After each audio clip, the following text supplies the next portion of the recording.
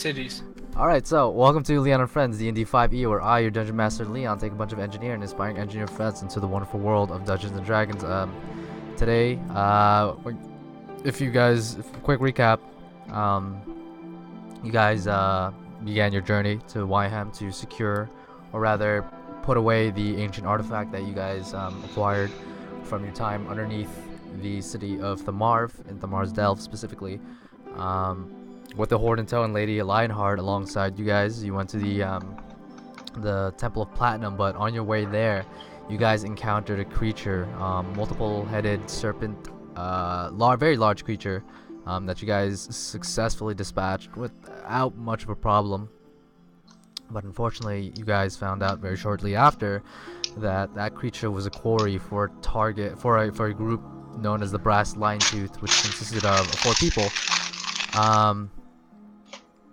After a quick talk with Bleatov, the group learned that the four-man group belonged to a collection of people called the Hunter's Pride, and unfortunately, by killing the creature that you guys slayed rather, you guys found out that the contract was violated in a way.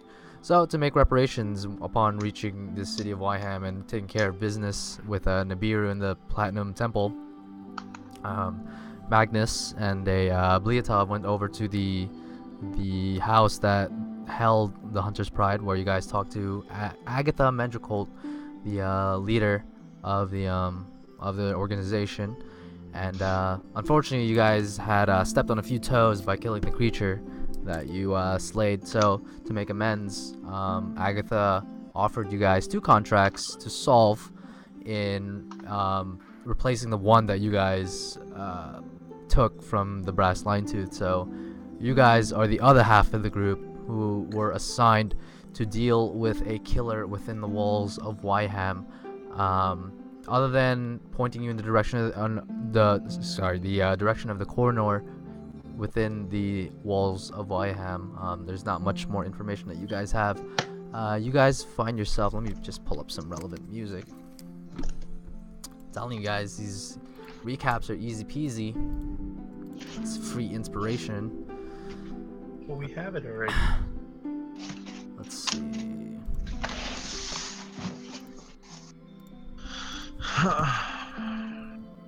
Let's play some relevant music. Okay, so you guys eventually talked to Agatha Mendracolt to discuss the contracts, and receiving a weapon, an enchanted dagger, it seems, to fulfill the contract along with the physical contract itself. You guys find yourselves at the outside of the Hunter's Pride building. Alongside you guys is the other half of the group, which eventually, after a bit of talking, heads back inside, and after a few minutes pass, they head outside and eventually split ways from you guys. So again, it's about early day. You guys have about a day and some change to complete this contract. Again, to find the killer within the walls of Wiham. Not really much information to be had, but again, you guys are outside the Hunter's Pride. It's the 4 of you, which I almost forgot. Arithmia, Boyatov, Magnus, and Riley, who begins to depart from the party. So it's the 3 of you guys. Okay. Oh, so no Lady Lionheart or whatever? You We never actually talked to Lady Lionheart and everything about it. So I'll say after X amount of minutes. She knows of this.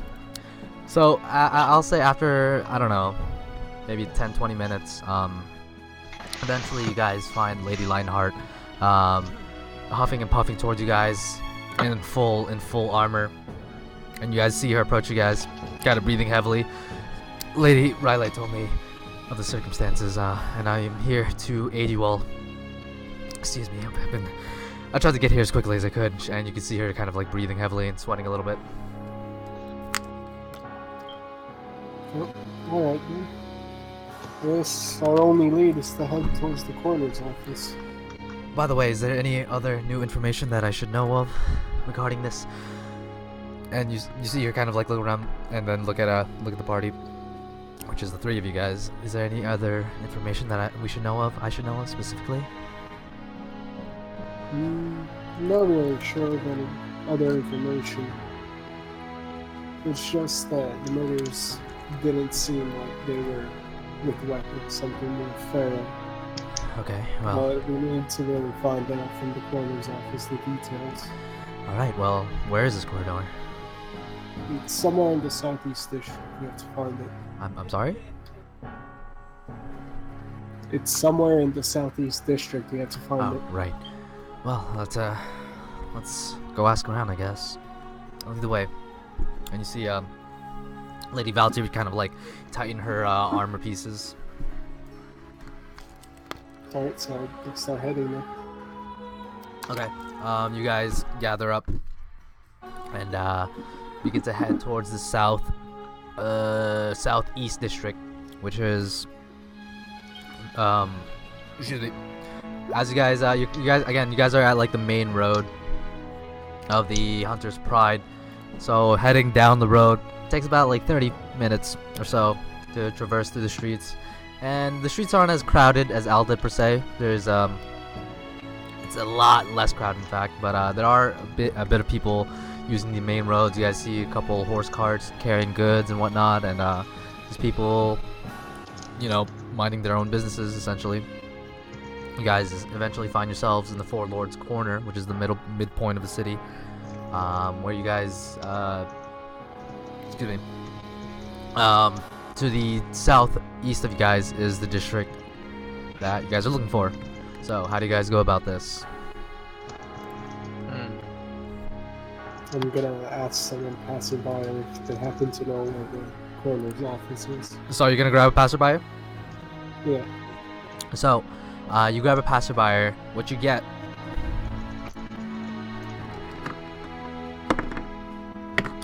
What you get? You see a Your local chef. You see a male elf, brown hair, blue eyes, wearing modest garments, and you see several pouches hanging from his belt. You see like, you know, a hammer, your very common like tools, and you pull him aside and he looks at you. Yes, is there anything? I'm sorry, have we met before?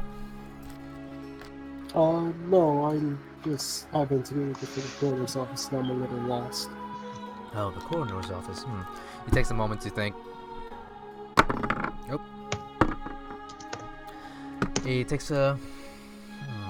I'm not entirely sure where the coroner's office is, but your best bet is to... And he points to the district that's to the north... sorry, the southeast of you guys. Your best bet is probably to look around there. Maybe someone else can help you, but unfortunately I do not have that information now. If you will, I have some business to attend to.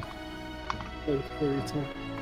And gives you a bit of a nod, kind of eyes the party real quick, and heads northward. So unfortunately, that guy didn't know. I guess I'm heading to the district. We're going southeast. Yeah. Okay, so you guys head into the district, and again, this district is very starkly contrasting with the other districts within the city. Very dark palette, you know, darker colors and sharper edges. A little, not creepy or spooky by any chance, but it definitely has a darker tone than the rest of the city. It reminds me of home. And the people here as well, their attire also matches with the palette of the city, kind of darker, more somber tone.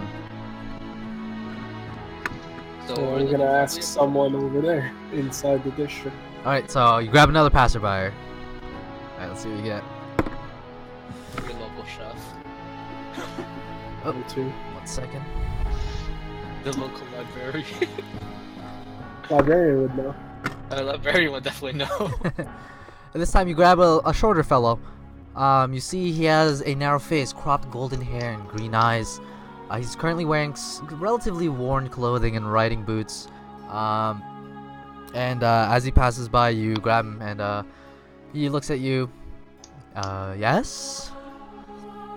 Excuse me, would you be able to know where the coroner's office is? Yeah, coroner's office, just down that way. And he points down the street south. I'm sorry, let me take a look at it again. These GPS directions. He kind of points to one of the streets, just down the way. Look for a 1 second.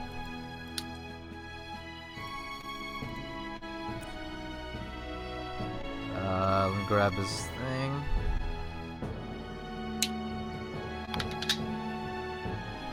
You're looking for the office of Goodlison. Goodlison. Goodly. Starts with a G. It's kind of a confusing name, but can't miss it. It's this bit of a stony structure. Inside you'll find a dwarf. Alright. Thank you, Chris. No problem. And he begins to head off on his way. So, with the information, I'm gonna assume you guys are gonna walk to the coroner's office. Yes. All right. So you guys eventually head on over to the coroner's office, and amidst these like kind of darker, somber tones of buildings lies a building that somewhat matches the color palette, but Magnus, you notice that the structure itself has intonations and hintings of Dwarven culture. I try to read them or understand them. What do I roll? I mean, you could roll. It's the style of the building rather. There's nothing like written on it. I remarked to the party that the styles and the architecture is dwarvish in nature. All right, you do so. Again. Do we care? Why are you asking yourself a question? Do we care? I don't know. Do you care? I'm pretty sure that this doesn't have anything to do with the flesh, but let's get. Oh, I figured Leon brought it up, so I would just bring it up as well. No, don't worry. This is me in character saying that, so don't worry. But why are you in character asking yourself in character a question? Because he's an edgelord. Leave him alone. Exactly, I know. So I'm trying to make him known that he's an edgelord. Do we care? Let's go inside. Again, so it's a darker tone building again, like the rest, but you know, Dwarven, somewhat Dwarven in nature. And as you guys walk in, the room itself is this old kind of worn out wooden like floors and furniture to match. At the end of this it's pretty small kind of like room. There's several books, papers lying around, like some inkwells here and there, and at the very end is a Dwarven character who's currently kind of like standing over a desk looking at papers. He's about like 15-20 feet away. Alright, I go up. Yeah, let's walk up. Alright, you guys walk up. Yeah. And currently you guys walk up and he doesn't really pay mind to you guys. He's like looking at some papers, and as you guys get closer, you can see there's several like clippings of paper and some like information on the wall, and his desk is just strewn about with like a bunch of like papers of different nature. Excuse me? Hey, give me a second. And let me pull up his card. You said wait, guys. Before you guys is a 1 second. Before you guys is a dwarf. For you, Magnus, a little bit taller and a little bit thinner than the dwarves that you've met in your time. Copper hair. You guys can't see his eyes because his back is turned to you. He's wearing very sturdy clothing, and there's several like papers strewn about on the walls, and he's currently looking at some papers in front of him. And that's about it. Okay. Is he still like ruffling up his papers or anything? He's currently like looking at his papers. Sir, if Aye. we could take a few minutes of your time to ask. All right. And he turns around, reeling himself. Relatively, for you, Magnus, you know, with your experience with dwarves, somewhat middle-aged, not too old, not too young. Seems kind of like he's got like a pretty modest beard. And again, his clothing, sturdy clothing, but again has that kind of like dark tone that's a common theme within this part of this town. Oh wait, he's up? He was never down. Oh, okay. Okay, so, hey, sir, excuse me for... What business do you have with me?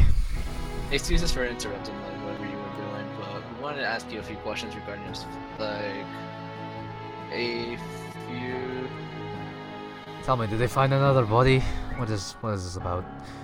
we're gonna ask you about the body. Like, there was a string of murders that's been happening now, and we Right, kinda so you're here wanna- for that. Alright. Yeah. What do you want to know? And before you guys, again, Dwarf, I believe the first thing you notice, he looks a bit tired. Looks like he's been working on something.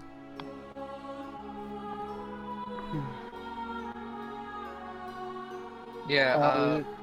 I asked her if there are reports about murders and if there's anything. Oh, right, cases. there's been a few.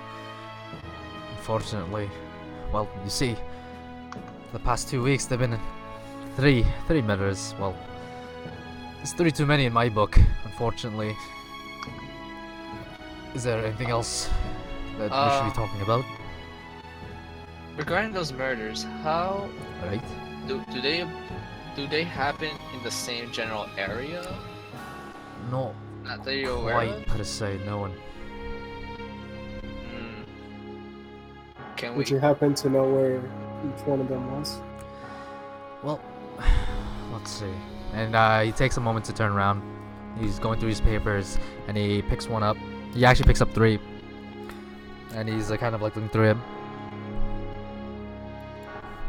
Oh, the first one, unfortunately, happened in Lathander's district to the northwest. That's the first one. Yeah, switches the papers.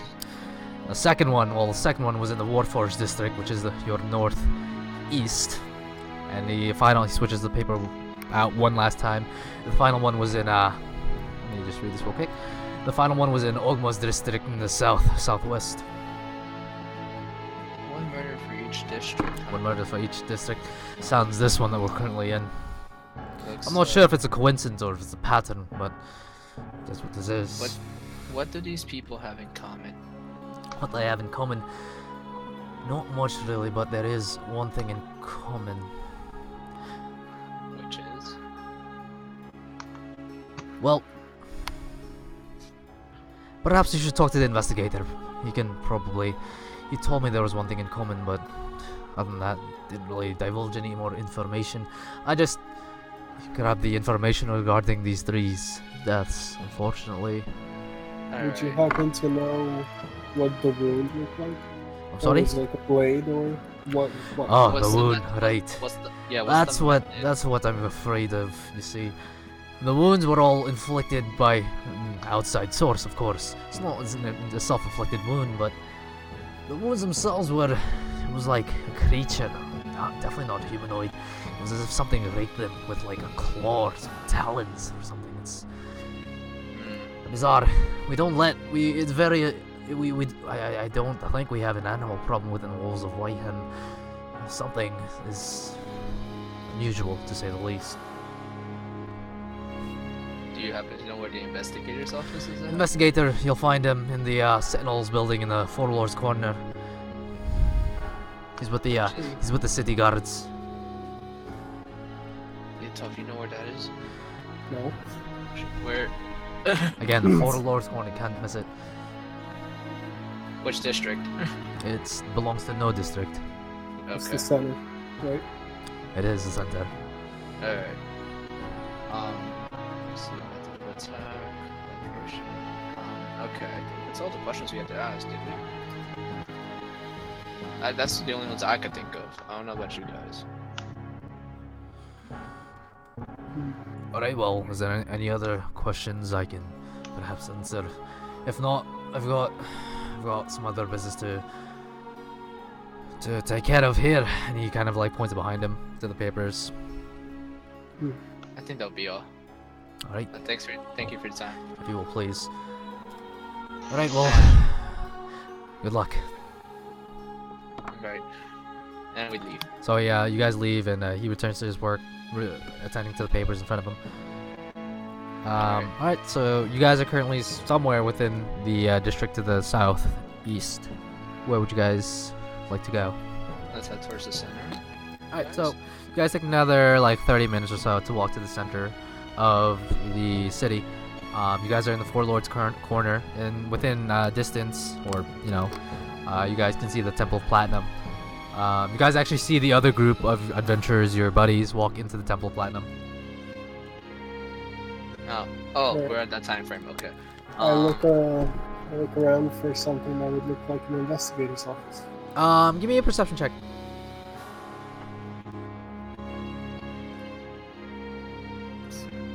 23. You look around, but you don't see a investigator's building per se, but you do see what appears to be some kind of like militaristic barracks, emblazoned on like a metallic like plaque over it. It says the words "The Holy Sentinels of Wiham." We could try that. It seems like the city's defense. It's probably a good assumption. You also do notice several, like, those people in those, like, brass bronze armor plates who are probably the city's guards walking in and out of this place. And there's several, like, townsfolk walking in and out, but more guards, less townsfolk. No, let's start our head inside. Alright, so you walk up to this building. There's a short flight of stairs, and the doors are, like, very wide and ajar. There's currently 2 guards positioned there, but they let you in, no problem. They're just standing there essentially. And as you guys walk in, there's a little bit of stuff happening. You know, people walking to and fro. The setting itself is very what's the word I'm looking for? Very like cut and dry, kind of like militaristic installation.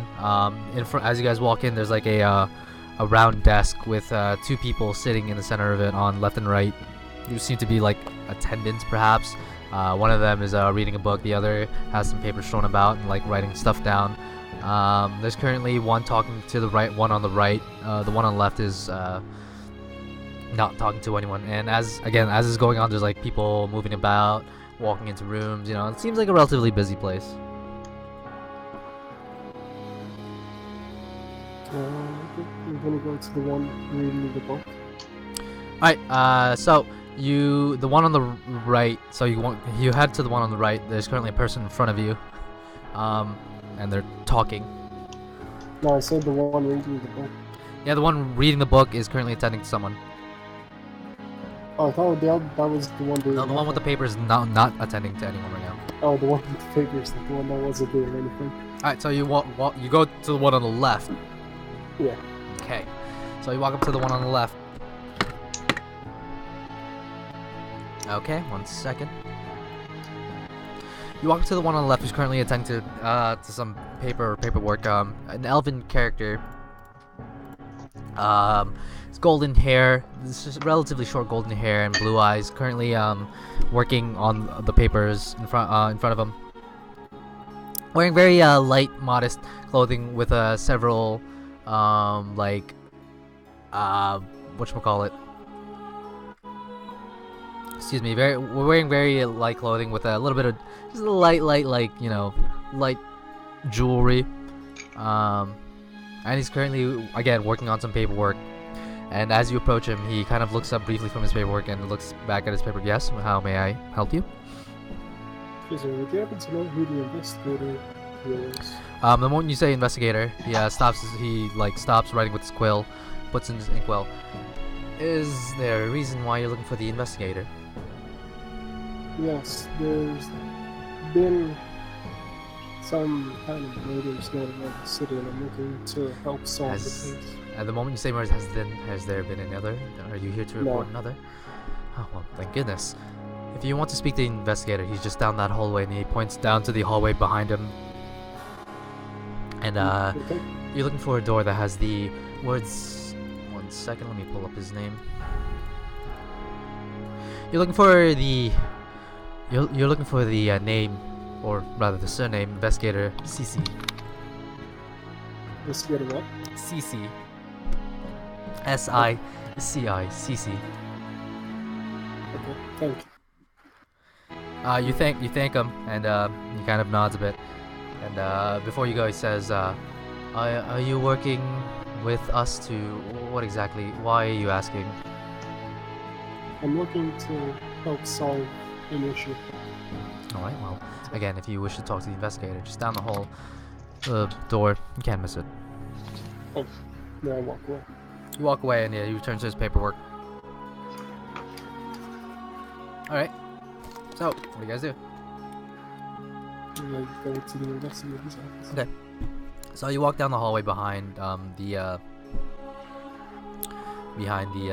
character, and eventually, again, there's like a little bit of business happening here, but as you walk down the hallway, it gets a little bit more tame, and eventually you guys make it to the door, which has like this kind of like cloudy glass, and emblazoned on it, the words "Investigator CC" is emblazoned on it.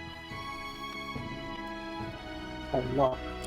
You knock on the door, and you hear a voice from within. Come in. Come in. Alright, you walk in, and before you, sitting at a desk, who's also, excuse me. Before you, sitting at a desk, and with like, you walk into an office essentially, kind of like small office, and there's several books, papers. Behind him, there's like several, just like the corner, there's also papers. Like here, it's a lot messier, by the way, but there are like papers everywhere, and there's several like this red string that's kind of attached to the wall, and you see him kind of like reading through, and he's currently his hand is like holding his face, and he looks kind of what's a word I'm looking for? Puzzled. Puzzled, yes. And without really breaking eye contact from the papers, he kind of like waves you in. I walk in. Alright, you walk in. Before you is the man called Investigator CC. Let me see. Let me just pull up his thing. So before you is he's currently sitting at a desk. He looks like an older gentleman, braided white hair, currently, and sharp nose. He's currently wearing very fine clothing and a bit of jewelry on him. And again, sitting at his desk, looking puzzled. I ask what he's so puzzled about. This crossword. He's currently without breaking eye contact. You must have heard about the murders within the city. Yes. I'm currently investigating as to who or what is responsible for those murders. Have you found anything? Yeah, the moment you ask that, he looks up from his papers and kind of like gestures to the chair in front of him. Why don't you take a seat? I sit there. At this moment, he kind of like pushes his papers aside with one arm and kind of leans in towards you. I'm Investigator CC, as you may or may not know. I am currently investigating what's going on in the city.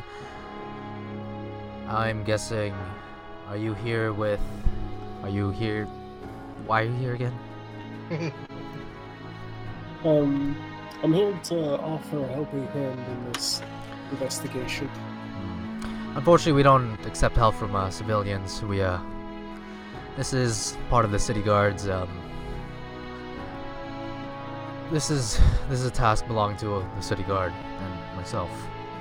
So unfortunately, as much as I do appreciate the help, I'm pretty sure we've got this one. And you look at him, and again, similar to the coroner, he has a bit of an exhausted look in his face. You say that, but there's been 3 murders and yet no suspect. And who told you this information? We went to the coroner's office. No suspect. Well, of course the coroner wouldn't know anything. He doesn't work with us. He just simply gives us the information about mode of death, time of death, whereabouts. Do you actually have something? That's it's classified information.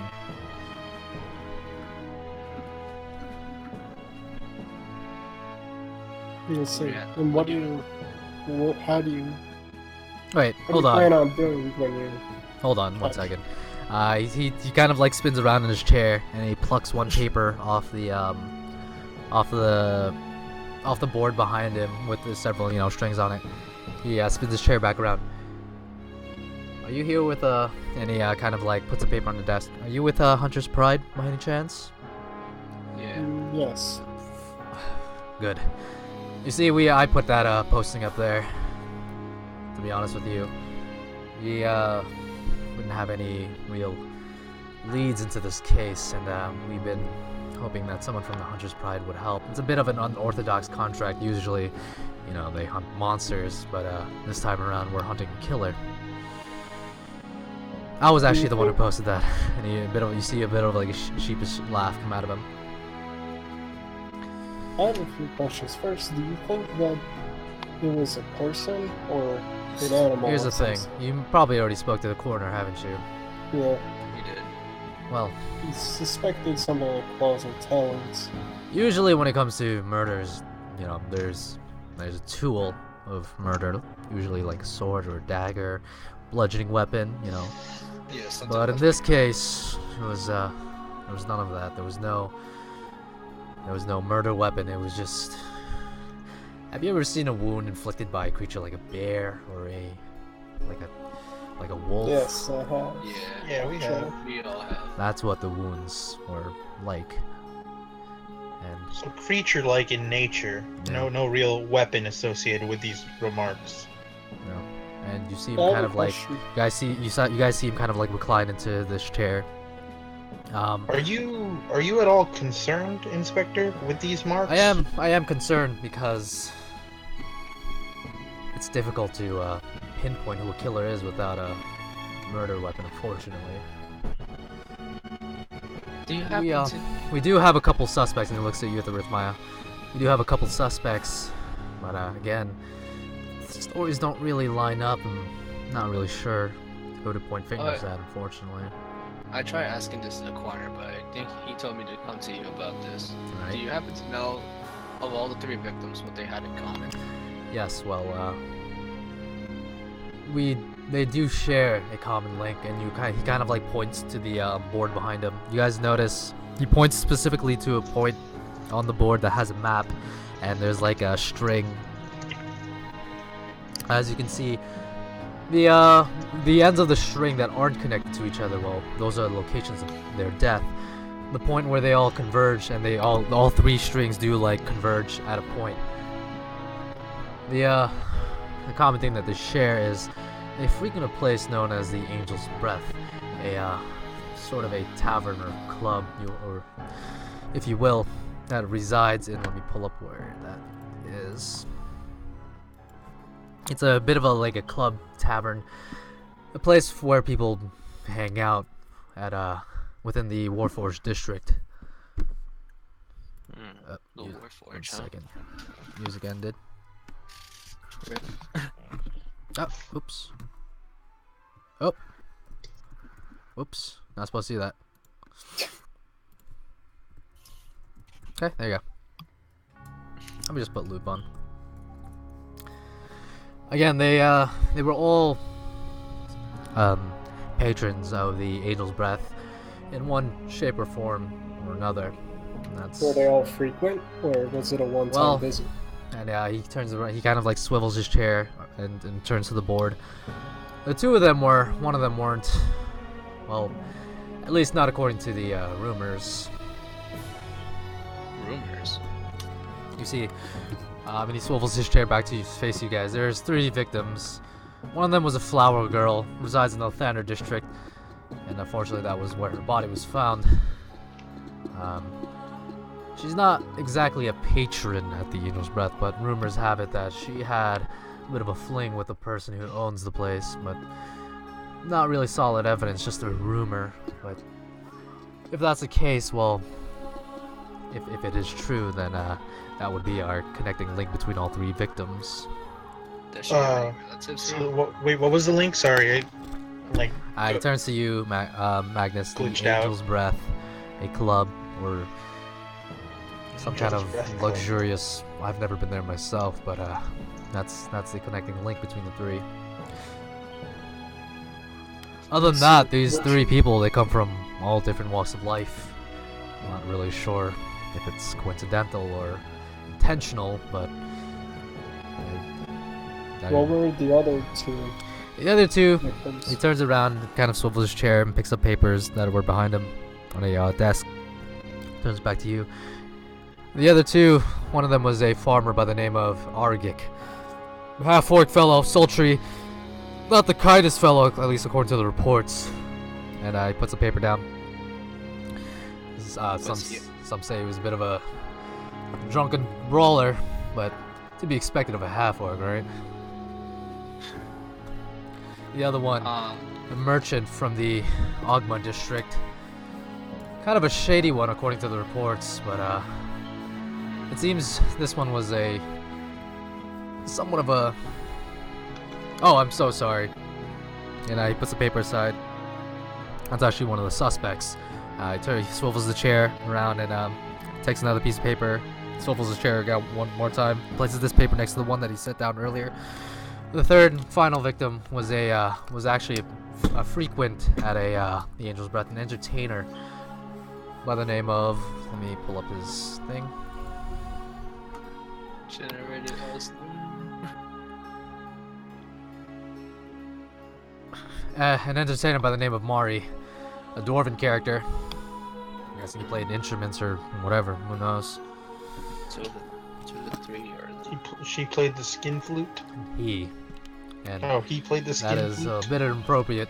I rather not know. So, in regards to the flower girl, does she have any relatives around? Yes, she does actually. Mother lives alone with the Ender District, or rather the Morningside. They seem kind of lean in. She just lives with her mother, and they run a flower shop together. That's about it. If you said it's your connecting link, we could probably see if the rumors are true. You can give it a shot. Well, I tried interviewing the owner of the place, a fellow by the name of... 1 second. A fellow by the name of Vaudrey Silvermoon owns the place. He's a elven character. Vaudrey Silvermoon? Vaudrey Silvermoon. Vaudrey. Yes. He's actually one of our suspects.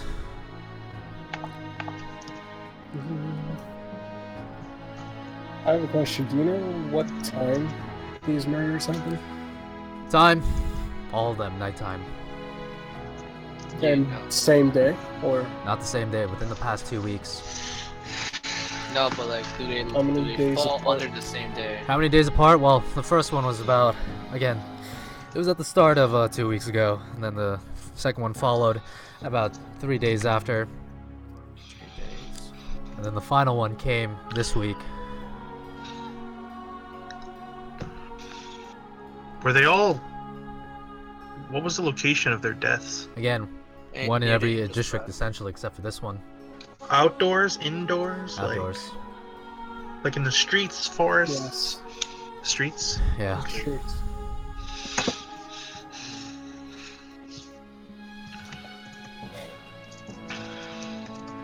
One more question. This is about Hunter's Pride. Are contracts meant to be held secret? Yeah, I kind of reclined his chair. I don't know. I don't work for them. They work for me. Well, now they work for me. He gives a bit of a I chuckle. was just wondering. Anyway, Um, I was- Why do you suspect the merchant in Vaudrey Silvermoon? The merchant? Yeah. The merchant from Ogma. Mhm. She's one of our suspects because she was found peddling some of the goods that belong to our victims. From what I can tell, it may not be her. Wait, Again, what were the goods? one of them was an amethyst amulet from the first girl. The other set of weaponry and tools from the farmer. Last one was, I believe, was it an instrument or something from the final person. She might be. No, that merchant might just be. There are some rumors that her goods are probably stolen or something. But yeah, put her on the list, but the connections are pretty loose. She might be just a dealer. Who knows? When we're sure that the goods were from the victims? We spoke to the connections for the victims and they confirmed, yes. To continue upon Blyatov's questioning, why did you suspect... Is the only reason you suspected...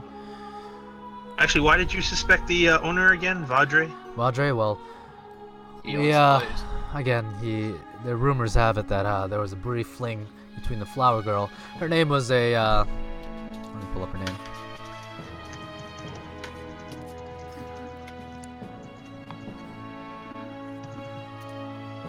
Her name was Corin Bailey. Flower girl, Lathander District. Corin Bailey. Oh, Corin. Corin, yes. Corin. C-O-R. Rumors have it that she had a brief fling with the owner of the Angel's Breath, and having a mistress when you have a wife doesn't usually bode well. So we have him pinned down with motive. Perhaps she got rid of her because she was his mistress. But again, if he would kill her, then why the other two? Still doesn't explain the claw marks, though. Wait, hold on. I could see why the artist, but why was the farmer connected to Vadre? Which farmer? I thought the farmer was one of the farmer. victims. All of them have been to the. Oh, they just attended. There was no role they played, or We're not sure. Again, I've questioned the people around that area, and it appears the other two had some debts to pay, or at least that's what the rumors say. Again, this is all he said, she said. We can't really confirm or deny. We tried to question Vadre Silvermoon, but he's a little bit what's the word I'm looking for? Difficult to work with.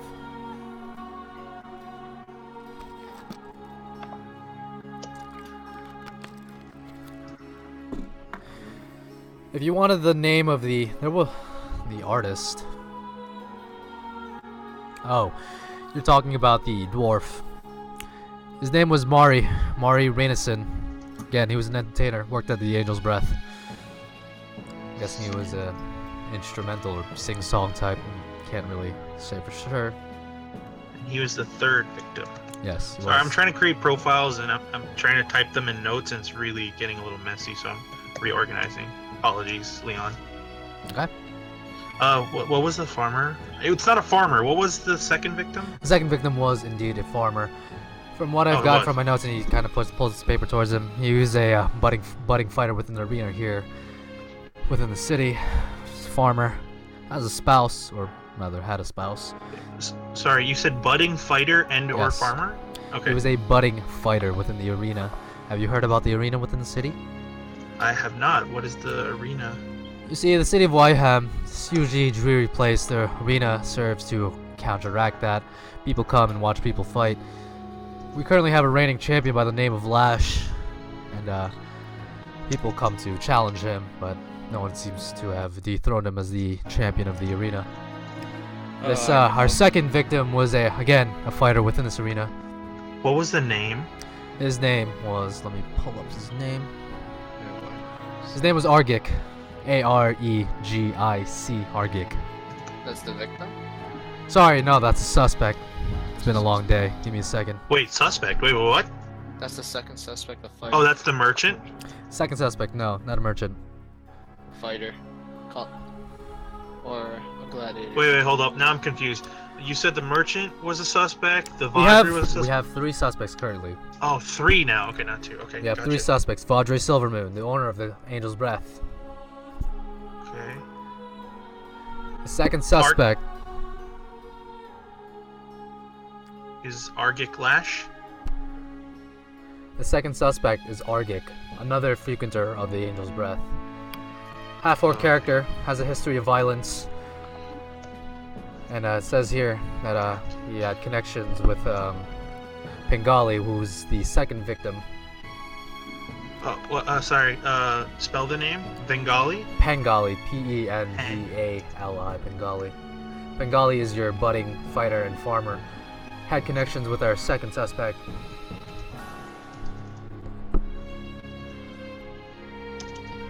Violence.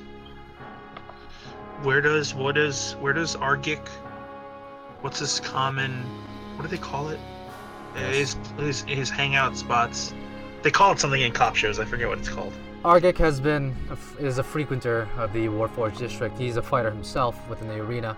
And I also heard that he too is a farmer, just like our second suspect. Apparently he had ties with our second suspect, rather our second victim. So that's why he's listed as one of our suspects. But it doesn't explain why he would murder the other two, per se. Alright. So far, we have him pinned down for, again, he has a history of violence, drunken violence. Perhaps fell into a stupor, drunken stupor, and got into a fight with the other two. Who knows? Aside from the Flower Girls family, the other two victims, do they have family here? The other two victims, let me see. Well, Pengali does have a spouse, or again, had. Had? Yeah, well, you can't really have a spouse when you're deceased. In the city or out? I believe, being a farmer, they're probably outside the city. Okay. And Mari? I'm sorry? And what about the third victim? The third victim, Mari, was a... Doesn't really say that he had any familial connections within the city. Seemed to be a loner. Okay, so our only possible lead.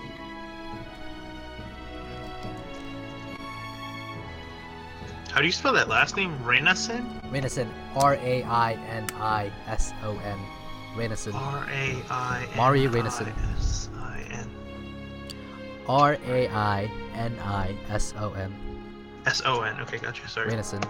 Oh, as far as the war fort is concerned, in terms sorry? of that in terms of that arena that you spoke of, how are the fights dealt? Like hand-to-hand combat or weapon combat? Well, it depends on what's agreed upon. People like a bit of variety, so sometimes they change up the rules. Oh, that should be good.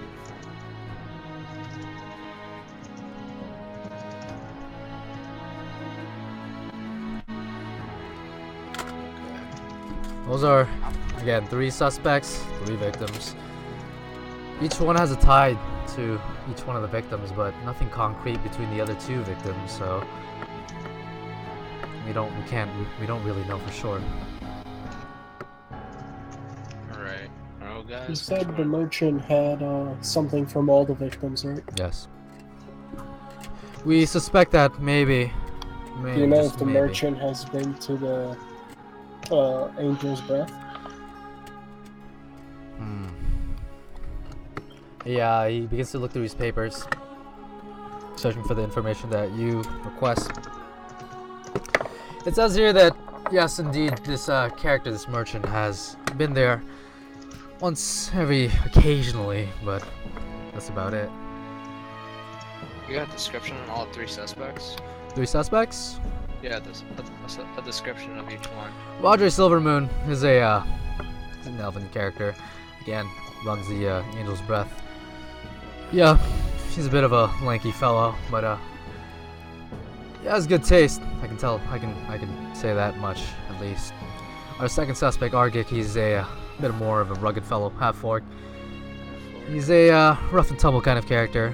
I believe he's a farmhand for one of the farms outside of the city, I believe. Well, according to this report at least, and you see him kind of like thumbing through some papers. Our final suspect, the merchant. Her name... Let me see. Her name is Elanth Hall. Works inside the Ogma district as a seller of odds and ends. How do you spell Alanth? E-L-L-A-N-T-H, Elanth. L-A-N-T-H. And last name? Haw. H-A-W-E. Okay, Haw. Does Argic have a last name? Argic, unfortunately, no. We don't have that one on file, at least. Okay. You can try questioning our suspects, but we've already tried that, and I gave you all the information that I could, at least what I was able to pry from them. Well, has the Angel's Breath Club been involved in any previous investigations? Not that I'm aware of, no.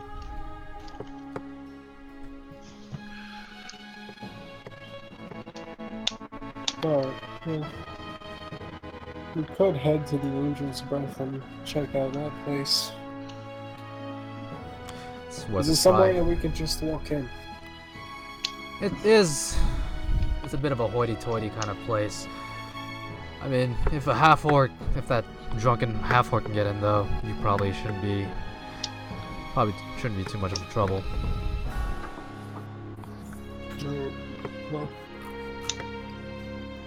I guess any other questions? If not, we can head there. I wonder if there's a shady part of this town. I'll ask that later. Is there anything else you need from me? I think that's all the questions we had. If you have any other questions, feel free to stop by. I've been working on this case for the past couple days, tirelessly, and you seem kind of like a bit exasperated expression. You can find this killer of ours. I mean, I, along with the rest of the city, would be more than grateful. Alright. And I guess we say our goodbyes and leave. Right. So you guys say your goodbyes, and Lady Lionheart, who is kind of like passively listening, is waiting for you guys outside the office, and you guys regroup and exit the building. You guys find yourself outside the building to the Holy Sentinels of Wiham. It's currently about like midday. Oh, great. Alright guys, what you want to do? Head for... Because honestly, I kind of want to see if we could clear that rumor about the flower girl. Because My notes, guys. Let me know if I should. Let me know if I should add anything to my notes. I think the merchant is kind of suspicious because getting all three murders, getting something from all three of them, well, she had to be the first one to see it. Ooh, the intrigue begins. But knowing a merchant, they probably just probably want to run their pockets and just. So what's the odds of being at the right place at the right time 3 times? Maybe it's not just one suspect. Maybe. Maybe. DM. Either way, we have one common link, or we can split up to check out the suspects. Okay. So, with the information given to you by Investigator CC at the Holy Sentinels of Wiham. I like the idea of us splitting up. You know, one of us could head to the arena, one of them could head to check out the merchant, one of us could check to the club. But I don't want to make Leon do 3 different scenes. It's up to you guys. It's up to you guys. Whatever you guys need to complete this mission. Time is taken. Well, let's make a decision. Are we splitting up or heading to the one common place? Where do you guys want to split up if we split up though? Each one takes a suspect. I mean, we're already. And what about me? Lady Lionheart kind of like chimes in. Shit, I forgot Lady Lionheart. I can come with one of you if you guys need any help. Perhaps. I'm gonna have Lady Lionheart come with me because I'm the least intelligent of all the people here. Oh, come on, don't be like that, Magnus. I think you're quite smart for a powerful fighter like yourself. I'm pretty sure he's smart. He remembers everything. You seem to have a hold on the situation, Magnus. And I don't think someone without due intelligence would be capable of doing that. You see her kind of like smile. You should stop selling yourself short. Am I getting a therapy session right now, Leon? You find yourself in a kind of like one of those laying down chairs, and Yes. Lady Lionheart is sitting. All of a sudden, on the couch. a Shea lounge appears, and I am resting upon I'll it. Oh begin no! In No, my magical carpet rises up and rolls the front of it to be a carpet. Okay, do you guys want to split or do you guys want to move together? I mean, if we Up go to to you that guys. one common place, the investigator even said that they tried it. Not that we could probably cover more ground splitting up and being back into the Temple of Platinum right here. All right, so you're good for splitting up. What's Alex say? Because I think. Let's split up. Let's go. Okay, because We don't okay. have time to waste. Come on. All right, let's go. roll. So, who's going where? I'll go to the. I say Alex go to the club. He's the most sly of all of us. All right. Okay. But where do you want to go? I'm leaving it up to you. Where do you want to go Arithmia? The merchant or the arena? I'm actually gonna go to the merchant. Okay, I'm gonna go to the arena then. Because the merchant's in the Ogma district, right? Ogma district, yes. Which There's is another called. stop. I keep forgetting what the district is called. There's It's a- called the there's a- district of the Keeper's Row. Keeper's Row, okay. There's a stop in that area that I need to go to clarify things. What sort of thing? Something for the case? Yeah. What is there something that we could hear about the case-wise? I just want to clarify that rumor that the investigator told us about. Cause Okay. let's just see what the mother knows. If anything, she might be able to shed some light on that certain fling they had. Okay. All right. You said this was Sorry for my notes. This was Bailey's mother. The first victim was a flower girl by the name of Corin Bailey. Yeah, I had to ask. So if she had lives with her family mother, here. and they run a flower shop together, or used to. Shop. Possible rumor. Arithmia to confirm. Okay, I'll go to the arena. Yeah, you're pretty big. He'll probably respect you a lot more than me. Well, I'm thinking. I don't know if we might need to do a fight for respect thing. I don't know if that might happen. So I figure I'll go to the arena for that. And if not, let's you go. could have Lady Let's Lionheart go. turn on her charm. Yep, let's go. Let's swing. Who are we swing swapping to? Who wants to go first? How about let's do this. Let's do. Roll for initiative. 1 second, let me clear it. Alright, go ahead. I forgot to click a track. Oh, there is no tokens. Yeah. Hold on. Just You're gonna can you have to physically declare. order us? Yeah. You should do the marching order one. Just do the marching order. Damn. Hold on. Yo, How do I add? 1 second. Alright, your Do the tokens. march- Your tokens are down on the bottom hand side. Okay. Do we reroll? Yeah, go ahead. Okay, a little bit better. This is deciding who goes first in the scene swaps. Kenny? Okay. Yep, Hey, I'm I go still- last. Alright, so first up in turn order, Arithmia. You guys, decide to split up. What would you like to do?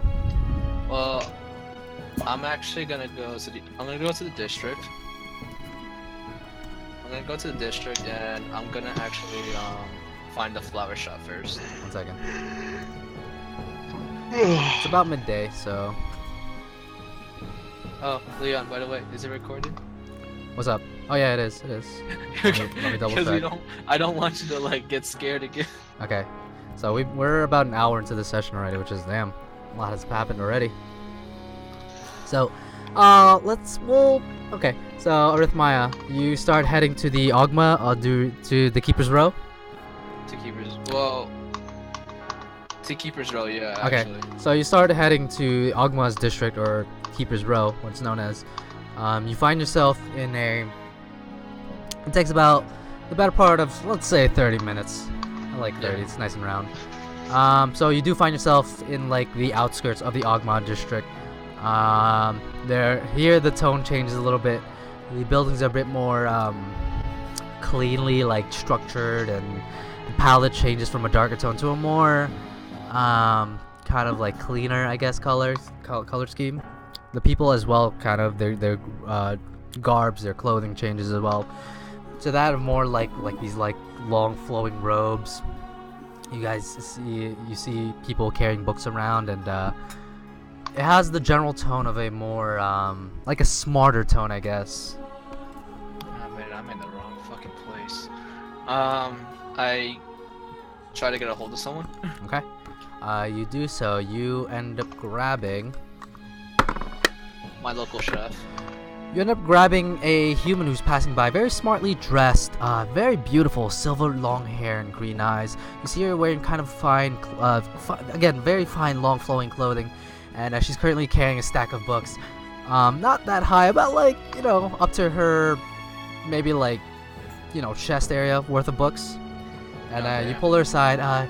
Yes, can can I help you? I'm like a little busy right now. Yeah, I'm sorry. I'm sorry to take away your time, but I'm looking for a flower shop. Flower shop here in this district? I heard there's a flower shop in the Ogma district. Do you know anyone anywhere in the Ogma district that? You must be mistaken. This is the wrong district. Really? You might want to try the end or the morning side, but we don't really deal with flowers. We're not really you know. I might have misremembered. I might have forgotten about it already. Listen, I kind of have to go. Okay. If you'll excuse Last me. question. Last question. Yes. Do you happen to know where if a merchant's right here, like I would say antiquities, I should say. Oh, a merchant. We have a few of those. What are you looking for? I'm looking for exactly? antiquities to be exact. Antiquities. You could try Elnath's store, but she's currently being investigated right now for. Have you heard about the murders in the city? Yeah, I've actually heard of it. I'm kind of new to town, I but heard from what I've heard, and she kind of like leans in a little closer. You see her face kind of pressed against the books that she's carrying. What I've heard is she's currently one of the suspects for this. Between you and me, of course. Ah, interesting. Well, I'll be wary of that. Thank you. Well, I'll be on my way. Excuse me. And she kind of like scurries off. All right. So I'm actually gonna go to. To the merchant then. You don't really know where it is. Didn't she just point me directions? No, she did not. This You just gossiped it and left. Did I actually? She kind of like gossiped with you. All right. I pulled another one. This is. Alright, you pull another person. This time you pull a shorter fellow. You see, he's kind of like, his hair's kind of like wispy and long, and there's something about him that's a little off, I guess. Similar to the lady again, wearing like these long flowy robes, and you pull him aside. Yes, how can I help you? I'm busy right now. I'm so sorry, sir. Like, I know you're busy and all, but I'm just. Can you point me to the direction of a merchant that sells antiquities? Go ahead and roll persuasion. Persuasion. I don't know what the fucking rolls I gotta do. With a 4, yeah, you'll have to ask someone else, and he kind of like walks away. God damn it! Pulled another one to the side. Okay, you pull another one to the side. At this point, people are like looking at you. I'm just fucking lost here. You can see people like actively like trying to avoid you now. But you pull a new person. This time you actually pull a dragonborn aside. Again, this one you see kind of reminds you of Maximus, actually. Yeah, but dumb fuck I know. This one though, her eyes are. Oh, never mind. Her eyes are amber in nature, and she's currently wearing somewhat like light armors, which is a contrast to the people around here. Hello? Yes, hi. I'm so sorry I pulled you to the side like that. I'm currently on my way to. I'm needed somewhere. Is there a reason why you're interrupting me? Yeah, I'm sorry. I'm lost here. I'm trying to find. I heard there was a merchant that sells antiquities in this district. And can you point me to the direction? Go ahead and roll persuasion. God, motherfucking damn it!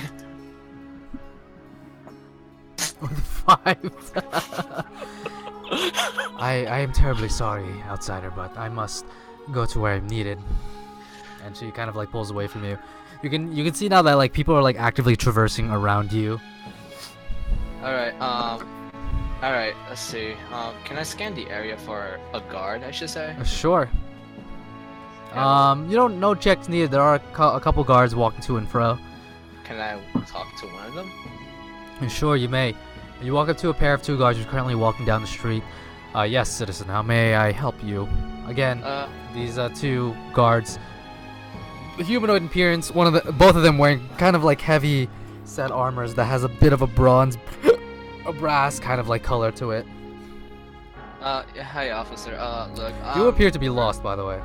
Yeah, I am very lost. I'm very new to this city, and I heard there's a merchant that sells antiquities in this district. Can you point me into the direction of that shop? Are you looking for Elnath by any chance? If that's the name, then yeah, sure.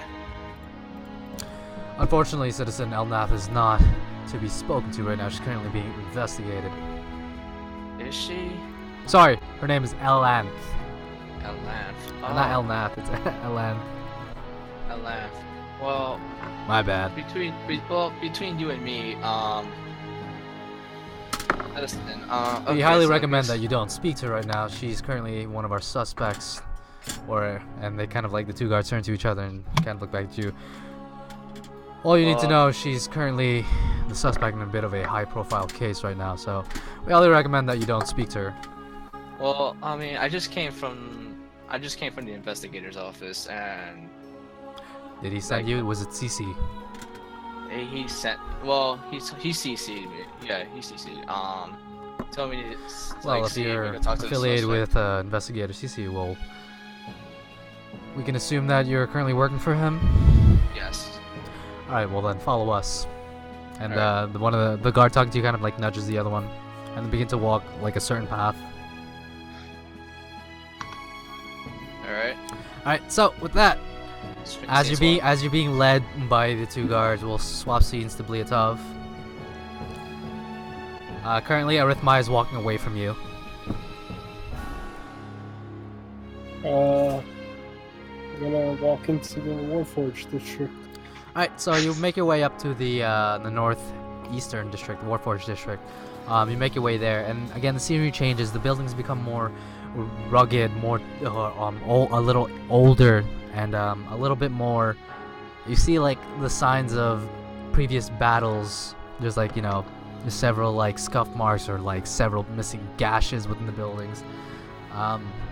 You walk in there, and again, and also the people change as well. They become a little bit more rugged, a bit more surly, and you do find yourself in the Warforged district to the northeast. Okay. I'm gonna pull someone aside and ask them if they know where the injuries. The game of pulling people aside.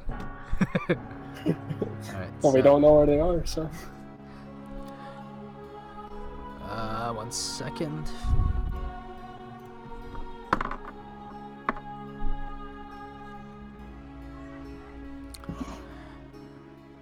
Okay, so you end up pulling a rugged-looking human aside, who's currently again rugged in appearance, long blonde hair, blue eyes. His hair is kind of like unkempt, kind of messy. He's currently wearing like a bit of chainmail, and you see like on a strapped to his back is a halberd, similar to the one that Maximus carries. And he's walking before you. You kind of pull him aside, and he kind of like tugs his visage to himself. What do you want from me? Excuse me, would you happen to know where the angel's breath is? Go ahead and roll persuasion check.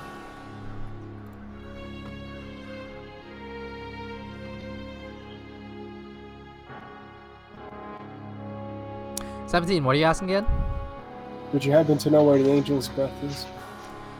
Ah, the angel's breath. You looking for a good time, huh? Yes. Well, he kind of like.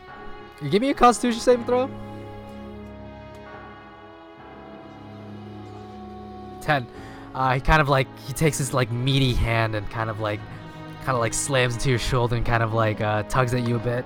It hurts a little bit. With a 10, it hurts a little bit. Makes you a little uncomfortable, but he kind of gives you like a sheepish grin. It's like, yeah, I know what you want. And he points down the way. He points towards the east. It's a building that definitely doesn't belong in these areas. You can't miss it. I appreciate it. And I smile and walk away. And you hear him kind of like, as you guys part way, you kind of like hear him laugh in the distance. But yeah, he does give you the directions to the Angel's Breath. Gives you the hint that it is a building that doesn't belong in this district.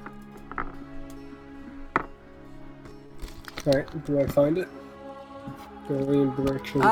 Give me just a general perception check.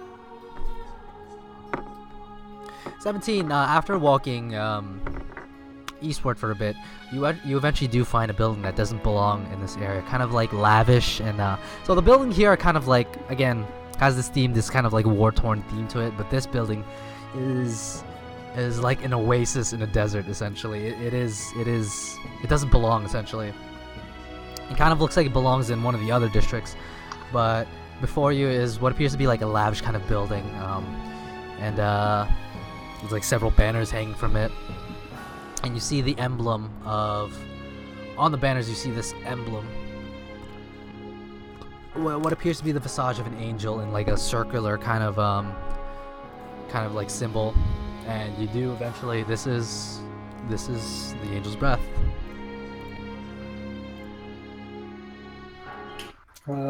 Okay, I'll walk inside. Okay, you walk inside, and the moment that you do, excuse me, the windows that are attached to this building, it's kind of like stained glass, but like of a purplish color, which gives the inside a purplish hue. And as you walk in, there's like several like potted plants, and there's a front desk, and there's an elderly man who's currently at the front desk. He's, kind of like hunched over a little. Let me pull up his thing.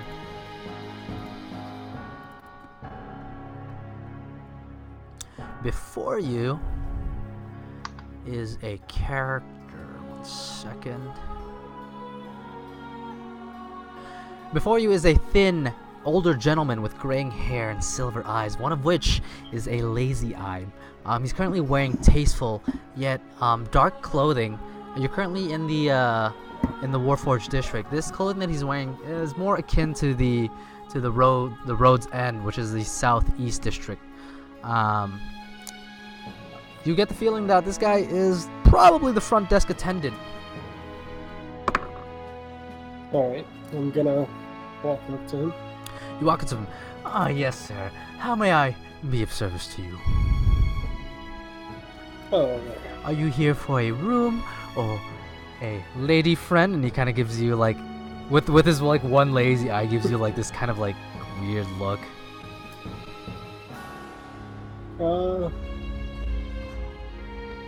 Yes, I am. What do you mean? Yes, I gave you 2 choices. A room.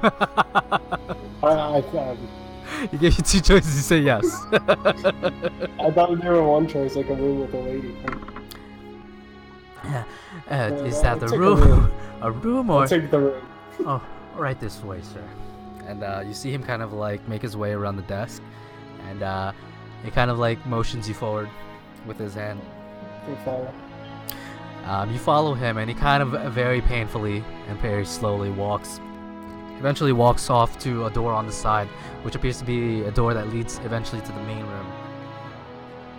And as you walk into the main room, you see, again, the windows are like this purple stained glass, which gives this whole entire area like a purplish kind of color. And you get this, there's like several different like fruity smells in here as you see people, they're like on cushions, and it appears to, you see like this very light, like kind of like fog, kind of haze going on. And there's like laughter, there's dancing, there's kind of a little bit of music. And he kind of like leads you in through here, and eventually brings you to a side room, opens the door and kind of like motions you in. Oh, okay. You know, usually people come here for a room, they usually bring friends. My friends might show up a little. They seem to be running late.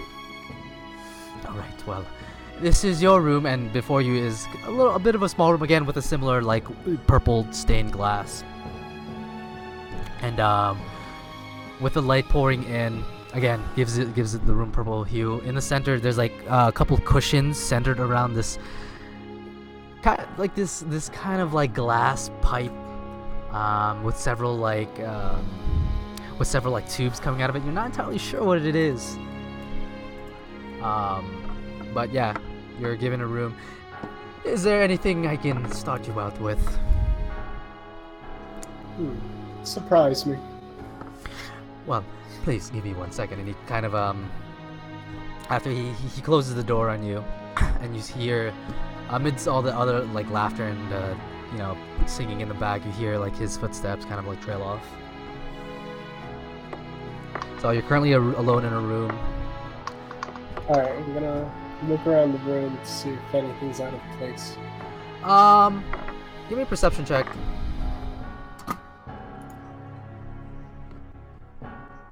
25. You take a look around in the room, and again you find the cushions, this glass pipe in the center of the room, the stained glass pouring in light. That's about it. There's like these 2 potted plants on the side, but that's about it really. Nothing out of the strange here. It seems to be some kind of like lounge, or like a private lounge kind of area, but that's about it. So what do you do? I'm gonna sit and wait until the guy comes back. Okay. We'll switch scenes there. So Magnus, you're currently with Lady Lionheart. Bliatov and Earthmai have parted from you. Okay, so we head to the arena. What do I see? What's the arena? Or is there an entrance, or is there a lobby, or? Don't know where the guard arena booth? is actually. Oh, shit. So you walk to the Warforged district, and again another switch in scenery. The buildings become more rugged, more like damaged in a sense. A little bit older, more harder. More Warforged. The people as well change from that somber tone in the roads, and the Warforged district has a bit more of a rugged tone to it. Do I like? Is there people like within? Yeah, Can there's I- definitely can I, like, people. ask- There's like thoroughfare. Can I ask the first person I see? Hey, I'm just looking for the arena. Sure. What do they say? 1 second. You pull aside. Oh. What appears to be another human, rugged in nature, narrow face, messy hair. He's currently wearing like light hide-like armor, and you see him kind of an axe to his side. You pull him and you pull him aside and you ask the arena, and he looks at you with a grin on his face. Oh, you're here to participate in the arena. Possibly. a, I just wanted to check it out. You always appreciate it. And what about your lady friend here? And you see him kind of like sheepish, kind of like dirty smile. She's my trainer. Oh, she's your trainer. And he kind of like nudges you. Oh, she can train me anytime she wants. And the Lady Lionheart. I'm gonna let Lady Lionheart deal with that. Lady Lionheart can bust some Lady ass. Lionheart, absolutely disgusted, just like slaps this guy across the face. Damn, son, slap. Oh shit. And at this moment, she walks away. Remember when he slapped me? Huh? Remember when Lady Lionheart slapped me and my weapon fell out of my hand? Does she slap him so hard his object falls out of his hands? No, unfortunately no. At this moment, she like slaps him and like walks away. And as she walks away, you see him kind of like you see him directly staring at her. As he looks back at you, you gotta keep her there. Hey man, she trains me. She's the best at what she does. I don't mess with her. Now for the arena. Hopefully you participate in it. I always like to see fresh blood. The arena is northeast from here. It's in a opening. Can't miss it. To be honest, you really can't miss it. If you want to participate in it, there's a tavern nearby. That they're kind of like the go-to place if you want to set up a fight. All right, let me go check it out then. Thanks, human. No, I don't know his no name. problem. By the way, is that she's single by any chance? You'd have to ask her, but I don't know if you want to talk to her hand again. Alright, well, I'll keep that in mind. Probably see you around, Dragonborn. Take care, human-born. Okay. I don't know. So- I'm rolling off the cuff here. He eventually part ways from you, and I guess you meet up with Lady Lionheart. You see her kind of like, are all men like that? Not all of them. Yes. Just the stupid ones.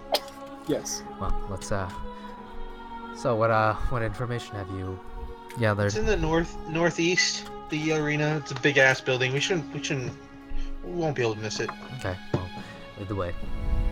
Alright, I'll be heading that way. Okay. You head in that direction, and after, 30 or so minutes, eventually you find a sprawling green-like field. There's like several trees around, there's like different walkways, and it looks similar to a park, but what sets this apart from a regular park is in the distance, about like 100, 200 feet away, there appears to be like a raised structure, and there are like a few people, just like, sprinkling of people here and there, and there appears to be like a fight going on this raised structure. Let's go see the fight. Sure. Is there like stairs or something? You guys are like 200 feet away from it. Alright, we walk up to the raised platform. So you spend the next, I don't know, like 5-10 minutes to walk over, and yeah, there is a fight happening right now between two combatants. One of them appears to be like, one of them appears to be like elvish in nature, the other one human, and it appears not to have garnered much attention. There's not a lot of people around watching. There's maybe like 2 or 3 people here. Do I see anyone vigorously cheering, or they're all just casually watching? It's like these people are like watching the boats pass by, essentially. Oh. Kind of like just enjoying these two like beat the crap out of each other.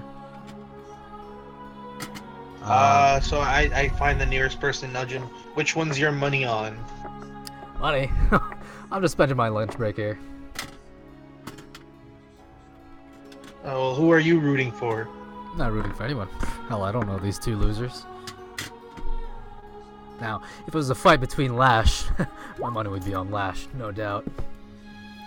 Oh man, I hear Lash is a killer out there. Yeah, I heard he's currently like sitting down on the grass, kind of like watching, so he's like looking up at you, and you're a little tall. I sit down with him on the ground. You sit down, and as you sit down, he kind of leans in. I heard he split a man in 2. Can you believe that? With his Oh man, I wish to see it. Do you know when Lash is performing next? Well, it all depends on whether or not we can find new blood. You see, Lash is one hell of a fighter, and everyone he's faced against has been mutilated in one way or another. So no one really wants to fight him unless you're crazy or suicidal. But yeah, are you new hear around that, these parts by any chance? Sort of. I just sort of like visiting the city, visiting some friends who recommended traveling to Wiham. Why don't you attempt to fight him? Why don't I attempt to fight him? Yeah, you seem like the fighter type, and he kind of like eyes you up and down. Well, I mean, I'm a fighter, but I don't know if competition fighting is my sort of thing. Okay. Well, if you ever change your mind, 1 second, let me grab the name of this place. Hey. 1 second.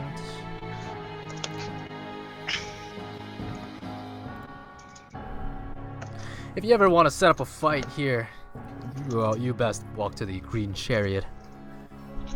Where's the Green Chariot? What is the Green Chariot? The Green Chariot is a tavern where, you can get a drink, get a room, and that's where we set up fights. It's a bit of a, off-the-cuff kind of thing, but it works. Where is it located? It's not far from here. He kind of like points. Excuse me. So you're currently over here. Oh, sorry. Hold on. I have my notes up. Can you ping it again? You're currently right here in like this park-like region, which is relatively large. So where does he point to? He points to the north. Excuse me, the northwest. The reason why we call it over here somewhere. I'm not sure if it's coincidental or intentional, but the Green Chariot is a green building. And again, it is a tavern. And then we set up fights, grab some drinks, and we watch them here. All right. Do you know who specifically sets these fights up? Is there like a party or like a organization or a specific person?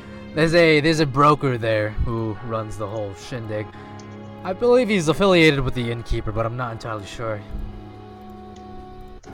Do you know the broker's name? 1 second.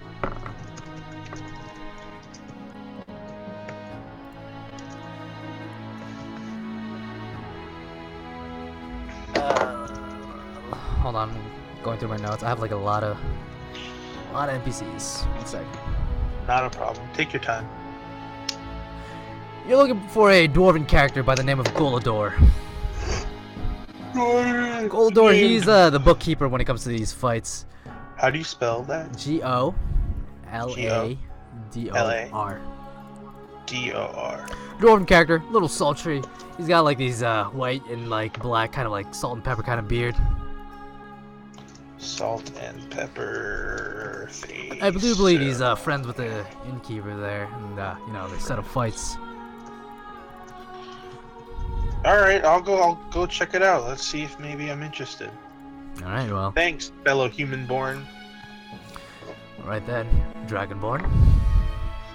I tell Lady Lionheart the news, and I head in that direction. Okay, you do so. 1 second. Hey, Lady Lionheart, I heard we should go to the Green Tavern. That's where a dwarf named Golador sets up fights. Okay. 1 second.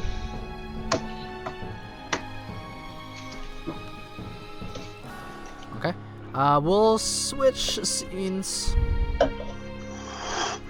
So, now that we're at the bottom of the turn order, we'll say time has progressed. If I could just... how do I edit this?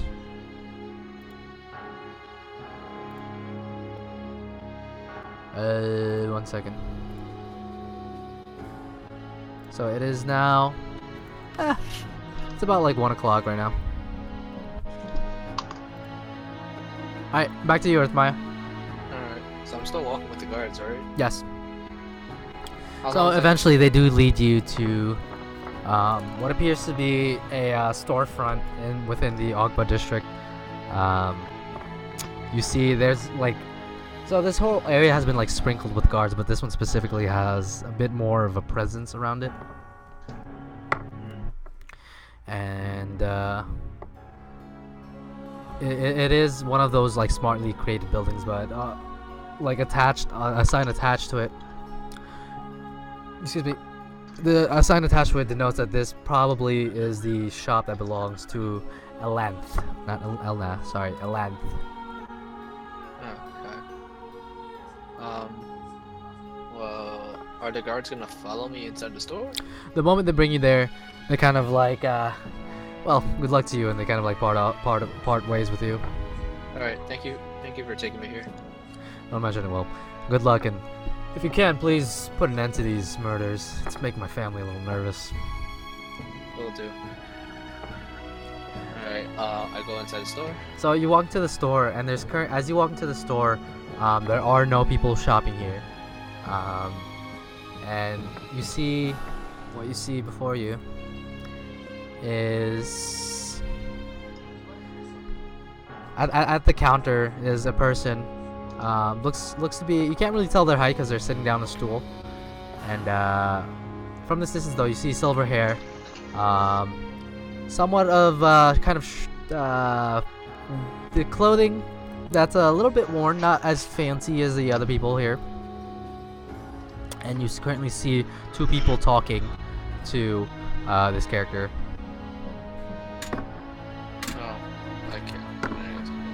Detectives? You can't really tell, but give me a perception check. Okay, this is not a good roll. Actually, no, that's not my good roll. Shit. 18. From this distance, you can overhear them talking about the case. Okay, guess I'm in the right place. Mhm. I proceed to walk towards them. Okay, you walk towards them, and as you get closer, you notice that the 2 are a little bit aggressive in their questioning. Almost to the point of like kind of like bullying, I guess. And you can hear Elanth just like denying everything. Just, no, I didn't do that. No, I wasn't there. Like that kind of interaction between Elanth, or what you perceive to be Elanth, and the 2 people. And I know that I could tell that their tone is like an aggressive tone, right? Yeah, it's very obvious. Alright, Well, you know, with your perception 18, now it's obvious. Very obvious. Well, I will still, like, I will go towards them. Sure. and I'll just say hello. Oh, hi guys. Excuse me, civilian. You are currently within the proceedings of the Holy Sentinels of Wiham. If you could please vacate the premise, we would greatly appreciate it. I would, but you know, and Detective CC just. Detective CC sent you. Yeah. Tell CC that we're currently doing our jobs, unlike he is. Oh no, even then you guys have no. I've overheard you guys trying to get something out of this suspect right here, but honestly, it's to no avail. The moment you say that, you see them kind of their bodies were like turned towards land, but they fully turn around to you. Are you insinuating that we are not doing our jobs correctly, citizen? Well, I mean, I've kind of noticed there's an aggressive tone, so from the looks of her, it looks like she's actually denying everything because she's afraid that at one point she's gonna get hit. A citizen hitting other civilians is not part of our job description.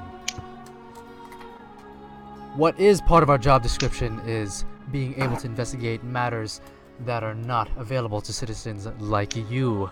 So if you would please vacate the premise, again, it would be appreciated. And you can hear like a kind of like a grinding tone to his voice.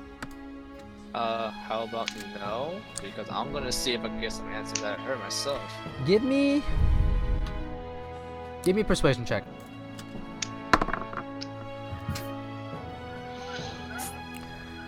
14. He scored a 4. At that moment, you see him kind of like look at his partner. Let's get out of here. And then they kind of like walk around. They kind of walk around and vacate the premise. Wow. Oh shit! What did I miss? I had to use the bathroom. You missed the best part. Oh damn it! I thought I wasn't gonna miss it. So at this point, there is a bit of a there's a character who's currently sitting on a stool at the counter. You see her kind of like, thank you. I look towards her and I'm like, listen, I only got rid of those guys because those guys look like they're about to hit you at some point. They wouldn't hit me. I doubt they would hit me. I don't know, man. Those guys look like they were on the edge of doing So, how can I repair you for getting those 2 goons off of me? Well, I kind of like. Well, I want to question you, but not in a way that they're asking. More like general questions, if you will. Okay, is this about the case? Because I didn't do it. I didn't do any of it. No, I'm not gonna put the blame on you. It's more like questions regarding certain items that you were selling. Items. Yes, the items. What about I just them? want to know how did you procure Listen, said items? I I'm did not not saying steal those items. I didn't pilfer them off the corpses. Someone came up to me and sold those items to me at like dirt cheap prices. How would I didn't know.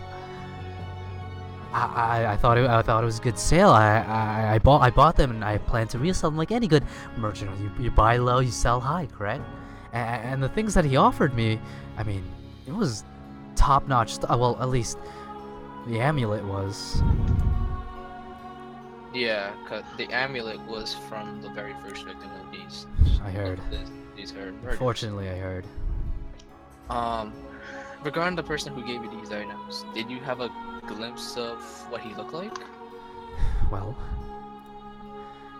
1 second.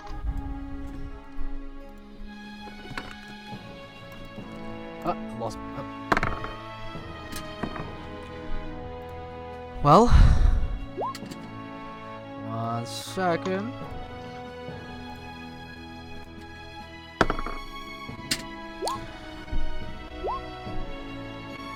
Okay. The person who sold me the items, well, he was an elven character. I don't really remember his name, but he seemed kind of shady at first, but his items were too good to pass up on. It was a bit Was he like? looking back now, hindsight 2020. It was foolish to buy those items off of him. In terms of that elvish character, was he Yes. like bulky? Was he planky of sorts? Did Well- he have like any special facial features on him? Well, from what I remember, again, he was an elf, maybe a half elf. It's really hard to tell the difference between me, I myself. Wait, hold on, please. I don't want to get this wrong.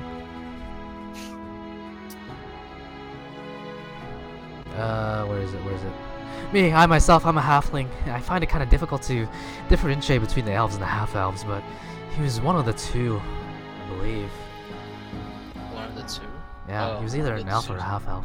He had brown hair, and let me see if he remembers the rest. All I can really remember was his brown hair and gray eyes. Really, Brown hair, gray eyes, it was pretty well. He wore really nice clothing too. nice clothes. Yeah. Nice clothes. I What color I told clothes this to the investigator, but I don't know. I don't think they took me very seriously. What color clothes were they wearing? Like brightish, like dark tone, bright tone, Well, like a rustic tone? I don't really recall, to be honest. So gray eyes, sort of elvish. That's about all you could. And brown hair, you said? And again, he sold me those items. I didn't know that they belonged to dead people. I mean, I heard about the murders, but I didn't know those items belonged to them. It's okay. I think I believe you no matter what. I believe you. Thank goodness someone finally believes me. They think I pilfered corpse. I don't. Me pilfer corpses? I I mean, don't do that. at first I believed you pilfered corpses, but the way this has been going on, it doesn't make sense. That you would. That's what I've been saying this whole time. Why would I do that? I'm just a merchant. You don't know. Merchants may be desperate. Desperate, that's not me. I live comfortably enough. Well, at least I got a description of the person that sold you the items. Yeah, well. Hopefully it's someone some with use to description. somebody. Yeah. Well, I mean, regarding that, I mean, I guess that's pretty much it I could ask you. Okay. Aside from, let's see, what else can I ask you? Please, if there's anything I can answer to get these goons off my back, I would greatly appreciate it. Let's see, person that sold your items, not the murderer. I say, well, there's not really any questions I could ask at this point.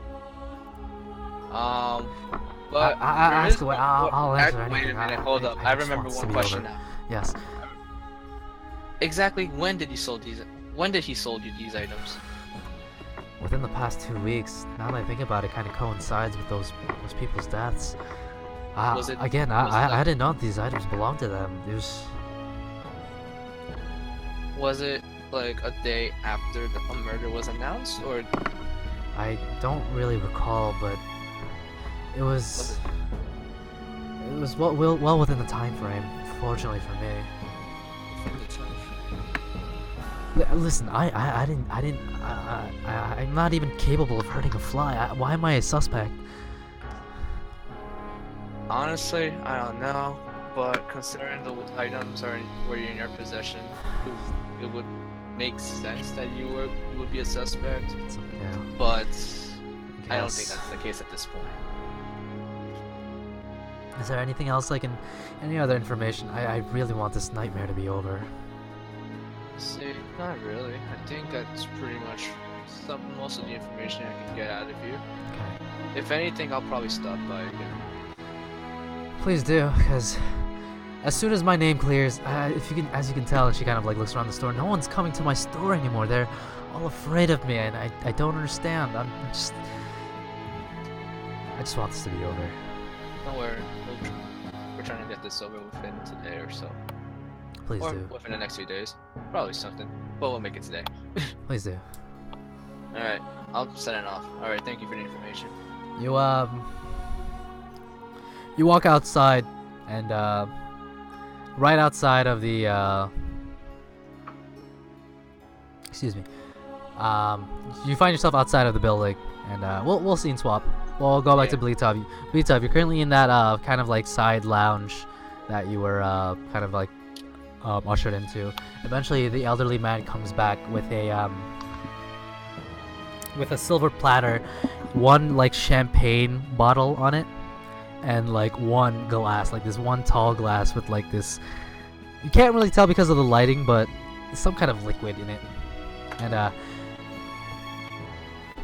excuse me. One Cabernet for the gentleman in our side room. Is there anything else I can get? And he kind of like saunters in, puts it on the floor next to you. You know, I've been hearing some pretty bad rumors of this place recently. Is it about the case, the murders that have been happening in the city? Yeah, I don't really know if you like having these rumors around. It's been great for business. It's been really? fantastic. I see. Well, I don't know where my friends are. They should have been here by now. I think one of them went to the... What was it again? The arena, I think? Ah, yes. The arena. Interesting place to be. Almost as interesting as this place, of course. Let's see. By the way, and he kind of like, he's currently standing, you're sitting on the cushion, and the drink is like adjacent to you. The beverage will be 50 gold pieces, if you will. 50? I don't have 50. You don't have 50? Go ahead and roll a deception check. Bruh. Deception 18. Well, if you don't have money, and he kind of like picks up the silver platter with the one bottle of what appears to be some kind of like champagne, and the glass. He kind of like, I'll be taking this with me, sir, if that would. If there is any other services that would please you, please do let me know. If not, if you could vacate this room for other patrons of ours. Alright. I get up and I'm like, don't worry, I'll get my friend. He has some money.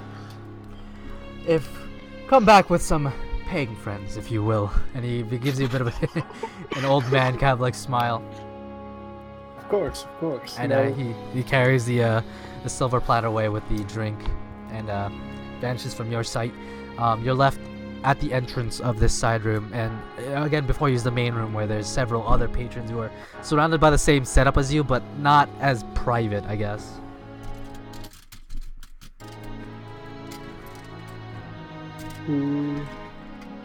Is he walking in front of me, like watching? He like walks up to the side, and again, the entrance. So it was the entrance, like the front desk. There's like a hallway. There's a door, and that led into the main room. Is there a way to, like, sit down with them, essentially, without him seeing? Sit down with a group? Yeah. Wow, you can try. You can always try. How do you want to do it?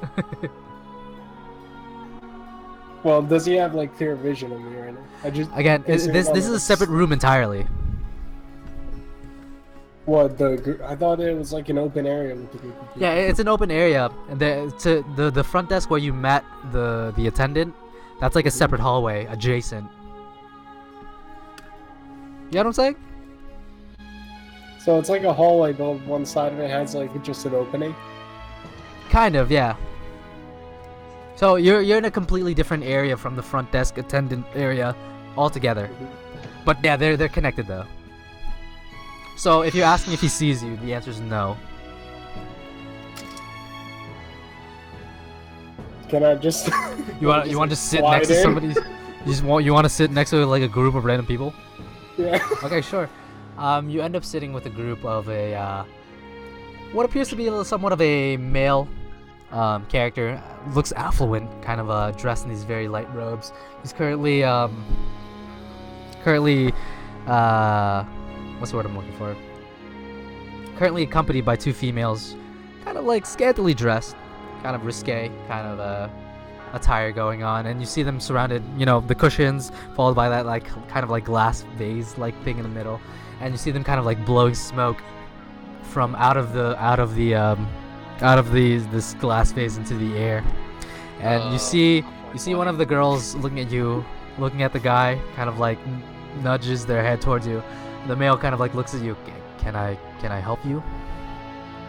Where am I? You're currently in my business. That's where you are. If you could, and he kind of like gives you like a shooing motion. Sorry, who are you? Yeah, you're asking who he is? Yeah. Oh. Oh my gosh. Why? Okay. 1 second. He kind of like looks at you. The name's Anard. I own a business within the city, and you're currently kind of like barging in on my leisurely time. What was that again? Anard. Anard.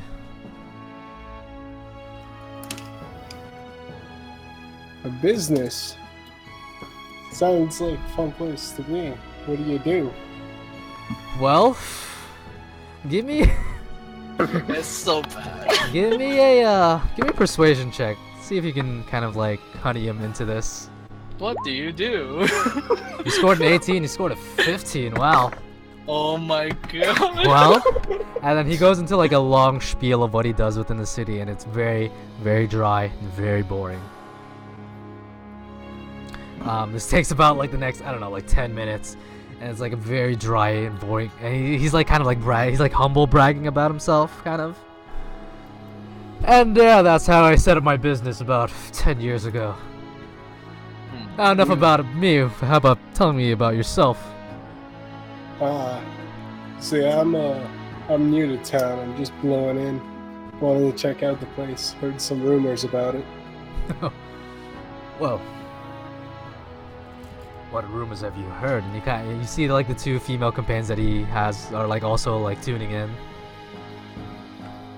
Some good, some bad. There's some kind of case or something around here. I don't really know much about it. Are you I'm talking just about walking the around there. and you seem kind of smirk about it. You're talking about the murders, aren't you?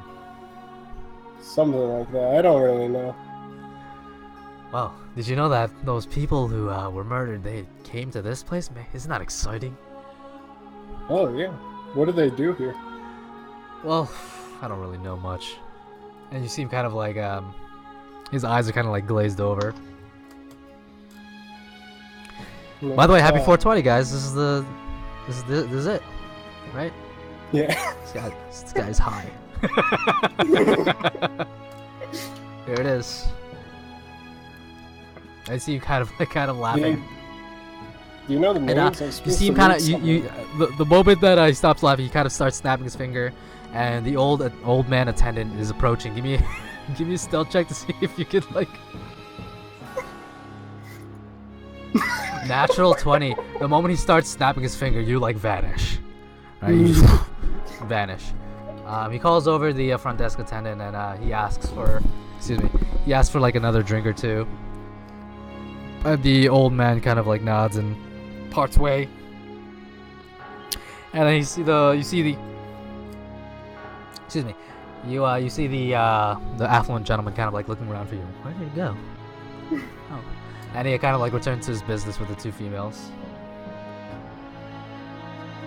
I would say, I don't know, you're like hiding somewhere in this room. I just vanish. walk out. I essentially just go away. You disappear. Yeah. But you're still in this room somewhere. Maybe like behind a plant or something. Maybe behind like a curtain or something. I pop out and go, look at my magic trick. well, so go ahead and think about what you want to do. Let's what time is it? Hold on. How long have we been running? No, Okay. I know what I'm gonna do. I was just gonna go back to Temple of Platinum, start heading back. Okay. So you get up and you begin to leave. You actually cross paths with the front desk attendant. Please do come again with some friends with coin, if you will. And you see the old Mhm. man at the front desk kind of. I'm just like, yeah, yeah. Okay. So we begin heading to the Temple of Platinum. We'll swap scenes. It is now Mag's turn. Currently with Lady Lionheart looking for the green chariot. Do I locate it? You know, with the description and the general directions given to you, you take about 20 minutes, but yeah, you find it eventually. Okay. I head into the bar then. Sure. What do I see inside it? You walk into the green chariot. So let's denote it on the map. 1 second. It's right over here. Oh, hold on. You're gonna ping? Hold on. No. Say it. Give me a second. He's putting an icon. Okay. What's that fuzzy icon? 1 second. So this is the green chariot. Let's see if I can give it a name. Set. I believe. Click it. There you go. So this is the green chariot. There you go. Can you see that? Yeah. Perfect. So you do eventually find this house, kind of like old in nature, kind of rustic, but there's enough people like hanging around that it appears to fit the description that was given to you by the human who was watching the fights back at the arena. It appears to be the green chariot, and you find yourself, you see Lady Lionheart kind of like, this is the green chariot? I guess so. Looks a bit like a dump to me. I don't judge. Out loud. Me neither.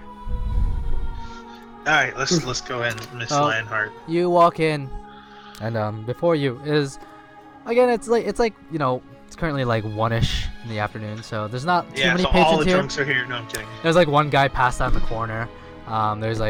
There's a couple guys having drinks in another, and you see like a barkeep.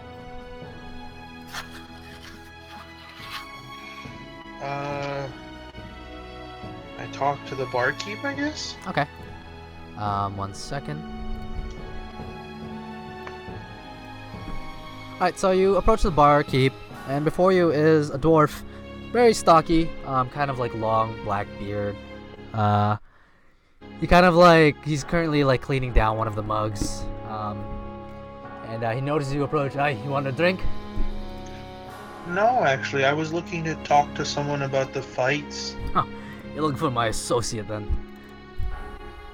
Oh, what's your name and what's the associate's name? My name's Rainen. I run this tavern. Green Chariot. It's mine. It's not exactly the fanciest. Out of character, Liam. fanciest How do I spell that? 1 second. Rainen. R-Y? I put it in the chat. Hold on, let me pull up the chat. Copy. Okay, owner, or no, bartender, owner, friends with the innkeeper. So he's the tavern. He tells you that he's the tavern keep of the Green Chariot. Again, before you is a dwarf, rugged in appearance, long black beard. Other than that, his clothes are pretty run of the mill. And yeah, that's pretty much it.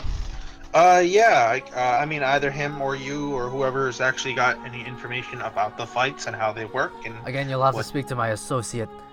He's currently over there, passed out, and he kind of like, without really using his hands, he kind of like, you know, face points to the character who's currently passed out on one of the tables.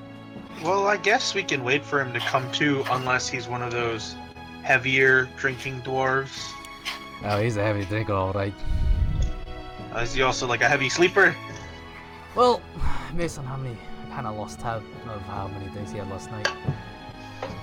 You know, I let him snooze there. He's not exactly in the way. It's midday.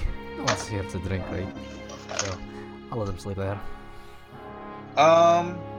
So do you have any information about the fights at all, or do I have to wait for him to wake Well, up? he's the bookkeeper, so I know about the fights. I've lost a bit of coin because of those fights. Here's a tip for you. You generally want to bet on Lash. Every time I say to myself, this guy's gonna beat Lash, and Lash wins, unfortunately for I me. heard there was actually a young, upcoming, and potential fighter, but he had passed away recently. Who you're talking? There's a lot of fighters who pass away, Oh, especially. not passed away, not in the fight. Passed away Oh, outside right. of the fight. Outside the fight. Who are you talking? Is that? What are you speaking about again? I think this guy's name was Bengali. He used to be a farmer. Bengali. Let me pull out my dice. His name rings a bell, but not that I remember of, unfortunately. I'm on the phone. On the phone. Sorry. It's a phone call, right? Discord uses a phone icon. Okay. He tells you that it rings a bell, but not much more than that. Rolls the one Bengali Tanak. Oh my god, Alex.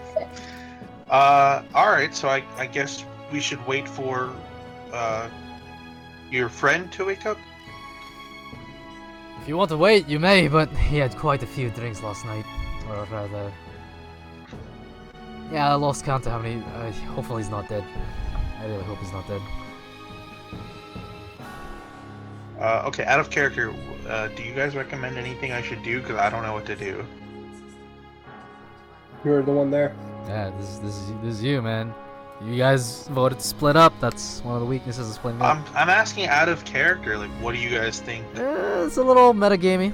You're out of character gathering suggestions for your in-character. But I go ahead. know Go what ahead. to do. I would be polite and wait for him to wake up, but I don't know what to do. Do what you think you would do. I mean, I guess you can scene swap if I'm just waiting then. Okay. Lady Lionheart kind of... Are we really waiting for him? Wait, I don't know what else you have any suggestions, Miss Lionheart? I don't want to be rude. We're just... Here's the thing, we're kind of on a time limit, aren't we? We are, but I still think we attract more flies with honey than vinegar. Point taken. Alright. So, figure out what you want to do. We'll say the clock moves ahead by 1. Okay, clock moves by 1. Arrhythmia. Kenny? Yeah, I'm here. Actually, you know what? We should. It's been just about 2 hours, so yeah, let's take a break. So we will be back in 5 minutes. Be here at 22. No, sorry. Be here at 23, guys. Right? We will be right back.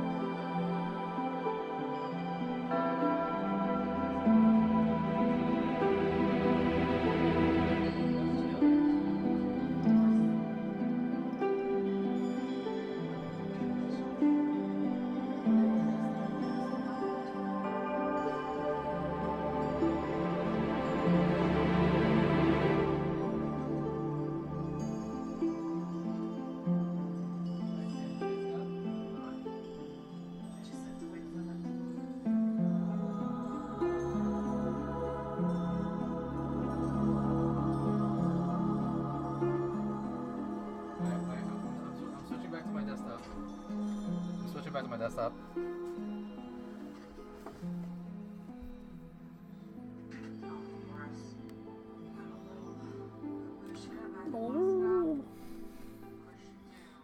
Alright, let me just I'm switching back to my computer. Yeah, I'll be right back.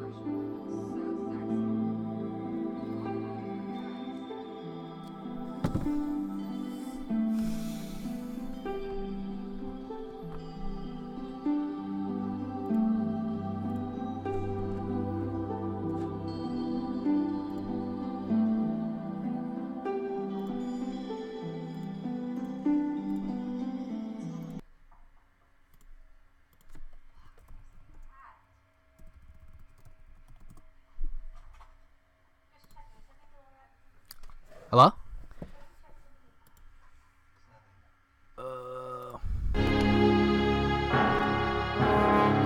Alright, hello? Yeah. Alright, we're back. So, resume. Alright, so we're back in the turn order. Next up in the turn order is Arithmia. Arithmia, what do you want to do? You're currently right outside the, Elance shop. Alright, Give me a perception check. oh boy. 20, down the way, you see the two guys who are bullying Elan, kind of like just watching you from a distance. The moment that they notice that you notice them, they kind of like part. They kind of part? Yeah. Scared. Jeez. Anyway, let's see. That covers this part. Now, really need a flower shop. Can I roll? Can I roll a? Can I try to remember where exactly is that flower shop? You can give me a history check. Yeah, I can't remember. 15. You remember that the flower shop is in the northwest district, the morning side. Morning side. Yep. Oh, okay. I will proceed to go there. Sure. You start walking up to the morning side, and again the tone changes once you cross a street that divides the two, to a more sunshiny kind of like bright palette, you know, with like these greens and very nice like oranges, whatnot. Eventually, you find yourself in the district that belongs to a defender. All right. Just like before. Sure. I'm gonna talk to someone. Right. You pull someone off from the side, and you end up pulling a female dwarf who's currently, you see her kind of like, she's currently sitting on a bench, and you approach her and ask her, regarding where the flower shop is, and she looks at you. There's a couple of flower shops here in this district. I'm looking for the flower shop. I kind of don't want to phrase it this way, but I'm looking for the flower shop where the daughter of the owner was killed. Oh, you're talking about the Baileys. Oh, God bless her heart. Well, it's unfortunate. You've heard the rumors, right? No, but it's been circulating, so I kind of know what's going on with these murders, well, fortunately. If you want to head to that flower shop, you can. It's a homely kind of place. It's just on the way this way, and she points a certain direction, and she gives you a bit of directions to lead you on your way. All right, thank you. All right, well, please do send Miss Bailey my regards. What is your name? My name? Yes. If we're gonna send your regards, I might as well just tell her. Where was it? Oh, the name is Miss Mundi. Miss Mundi. Right. Oh, thank Again, you. send her my regards. Please tell her I wish her the best. All right. And I go off. Okay, you do so. Well, she gave me directions and such. Yeah, I would say with the directions you find yourself after like 20 minutes worth of walking, you do find yourself at like a homely kind of place. Doesn't really look like a shop until you reach like the front part of the house. There is indeed like a little sign that showcases that this is a flower shop. I'm guessing there's a door that I knock or something. Or Sure, just go probably. in? Most buildings have doors, right? I'm just saying, do I knock on the door or do I just It's enter up to you. like a What ghost? do you want to do? Well, I'm gonna just knock in just in case. So, you find that the door is slightly ajar, but you do knock anyways, and you hear a voice. Come in. I Come go in. in. I'm sorry. I go in. So you go in, and before you, you see a kind of like a. It is a store, but it looks more like a home more than a store. There are several different like flower arrangements that are around the room. There's some like hanging in baskets, and you see a couple. You see like a couple, a man and female, who's currently like browsing through the flowers. And there is a lady with like kind of like a bandana tied on her head, and you see, kind of like a light apron on, and she greets you. Well, welcome to my flower shop. How may I help you? And before hello. you is 1 second.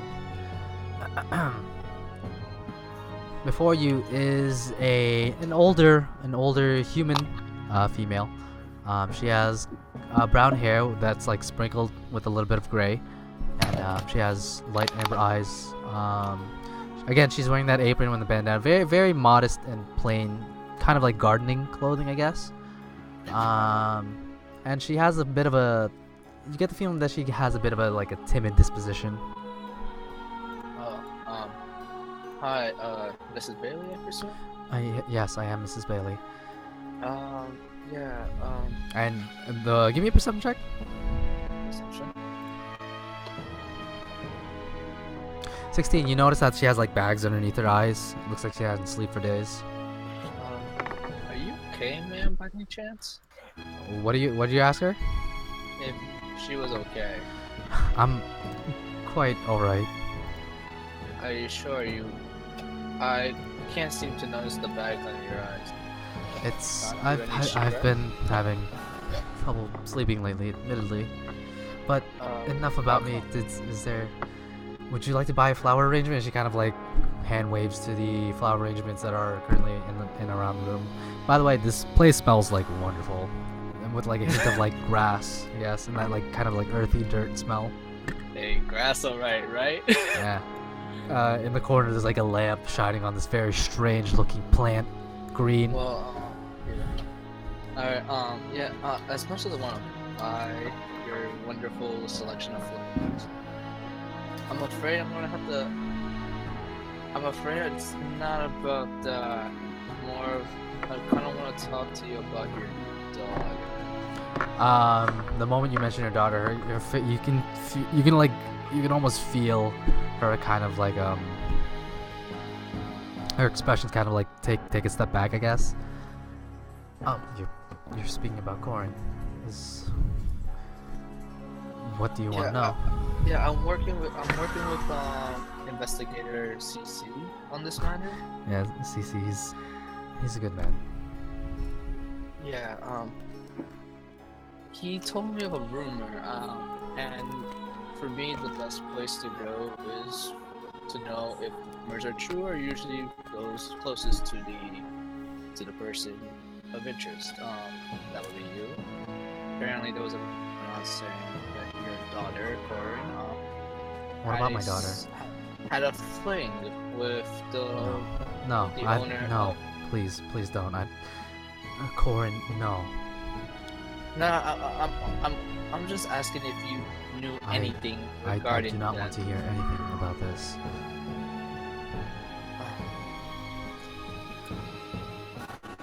I know it's painful. Trust me. Please, Plus, no. I do not want to talk about the subject. Okay. Sorry.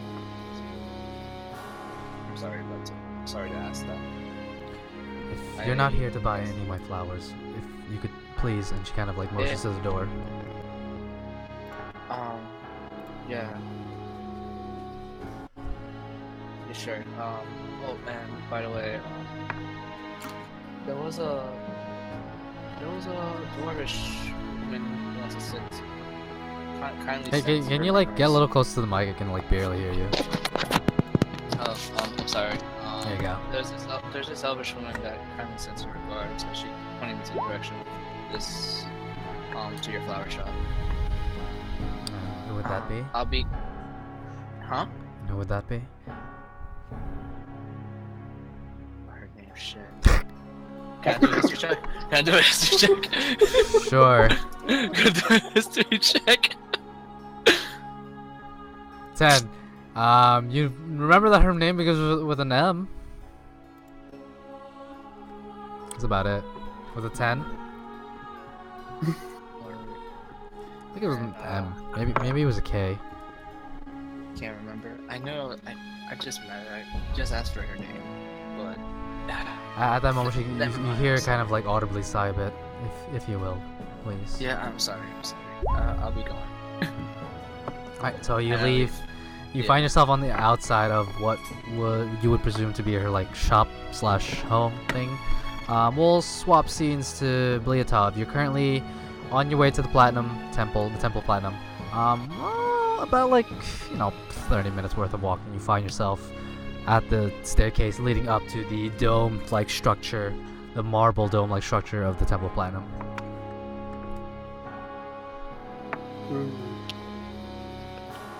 I'll sit down and wait. So you find yourself sitting down on the staircase of the Temple of Platinum. There's several, you notice there are like kids playing tag off in the Four Lords corner. There's a couple of people walking past. Despite there being like a murder like spree going on in the city, you notice that overall the city still has a relatively like cheery disposition. Even in the middle of this, you notice about the weather is, even though it's summertime, it's a little cold, a little chilly. But despite that, the city still seems to have a relatively cheery disposition despite all odds, I guess. So you're just gonna wait here for like the next, huh? Can I see the moon? Yeah, sure. Is it full? No. Okay. Let me check the calendar. Maybe the calendar says. It doesn't really say. Actually, yeah, no, this calendar does say. Today is. 1 second. I'm trying to remember what you guys did. What? It is currently half. Alright. I don't know if that actually plays a role in your thingy, but Nice. Now I just wait. actually no. Hold on. I gave you bad information. Let me check the calendar again. Fake news. Today is the. Yeah, it's actually relatively close to full. Actually, my bad. I'm not sure how that Okay. plays into your plan, but yeah. Okay. So, That's it. All right. So let me just, before I forget, let me write some notes down. I feel like I missed a joke or something, but I'll figure it out later. So scene swap to Magnus. You're currently sitting waiting at the Green Chariot with Lady Lionheart. I would say you guys maybe bought a drink, perhaps. Magnus, you there? Ali. I'm here. Sorry, it was muted because I was eating chips. Yeah. So, I was what talking are to you Mike, guys like, doing while you're waiting for this person? I guess Lady Lionheart and I kind of got to know each other a little bit more because we haven't talked because Lady Valetier has been really Sure. busy with Lady What Lionheart. would you like to so- ask her? Well, I'll let you ask her a personal question, maybe. I don't know. What are you guys talking Well- about? What's your cup size? Oh gosh. Alright, let's not clean here. I ain't trying to smash no one. What's her three measurements? Oh gosh. You can find I this don't- information in Leon and Friends D&D 5e after dark. Is this in the compendium, Leon? Can I look this up and drag this into my character sheet? No, probably not. Alright, I'm kidding. I'm not. So, well, I know Lady Lady Lionheart is royalty, but I guess I would ask her sort of what compels her to come out on these adventures instead of, after all the crazy shit she's been through, Well, instead of, staying at home, instead coming with us. to be honest with you, remember what you said about your city of the Marv? I actually don't know. What did I say? Oh my goodness. I'm sorry, man. It's been a long time. You said that you would defend the Marv at any cost, correct? Sounds like something I would say, yes. That's how I feel about my city of Alded, and its people. I will go to any lengths to defend her and her people. So, if it requires me to go to this city of Wiham and find some murder, then I will do it. All right. Well, quite a noble cause then. I was actually curious if you had any questions for me. I don't know if you've actually seen or met a Dragonborn before. And she kind of looks at you curiously. By the way, are these real? And she kind of like rubs her face. My face? Are these scales real? Yeah, the scales are real. They're Dragonborn scales. You'll have to. She kind of pulls away. You have to excuse me. The only Dragonborn known is Let me pull up his name.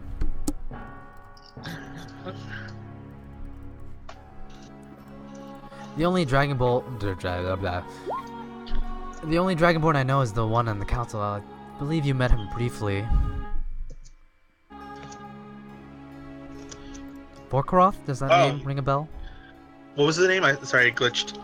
Do you remember Sir Kanzath Vorkaroth of the council? Vorkaroth? You spoke to him. Yeah, how do you spell it, Leon, so I can search it?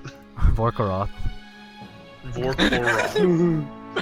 Give me a history check. Oh, Let's see if you can... I think that was. Yeah, history check. If you can't remember, give me a history I do check. remember it. I do remember it. You do? Okay. It's the one I awkwardly gave the wrong That is handshake true. to.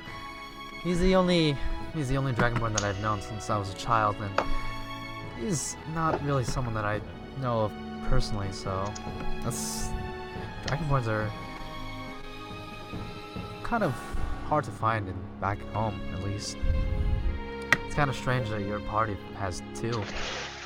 Yeah, well, I sometimes don't consider myself a full-born Dragonborn. I don't really seem to hold the same pride and value since I grew up in Thamarv's Delve. It's Thamarv's, strange, yes. and that's mostly a dwarven town.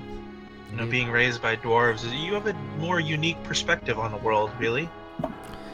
Well, and at that moment you see the figure that was like drunkenly like lying on the table face first kind of get up and not get up but like kind of like straighten himself out, and you see him kind of like with a tank in his hand, and he yells out, "Hey, one more drink, Rainen, one more drink," and he kind of you see him kind of like slump back onto the table.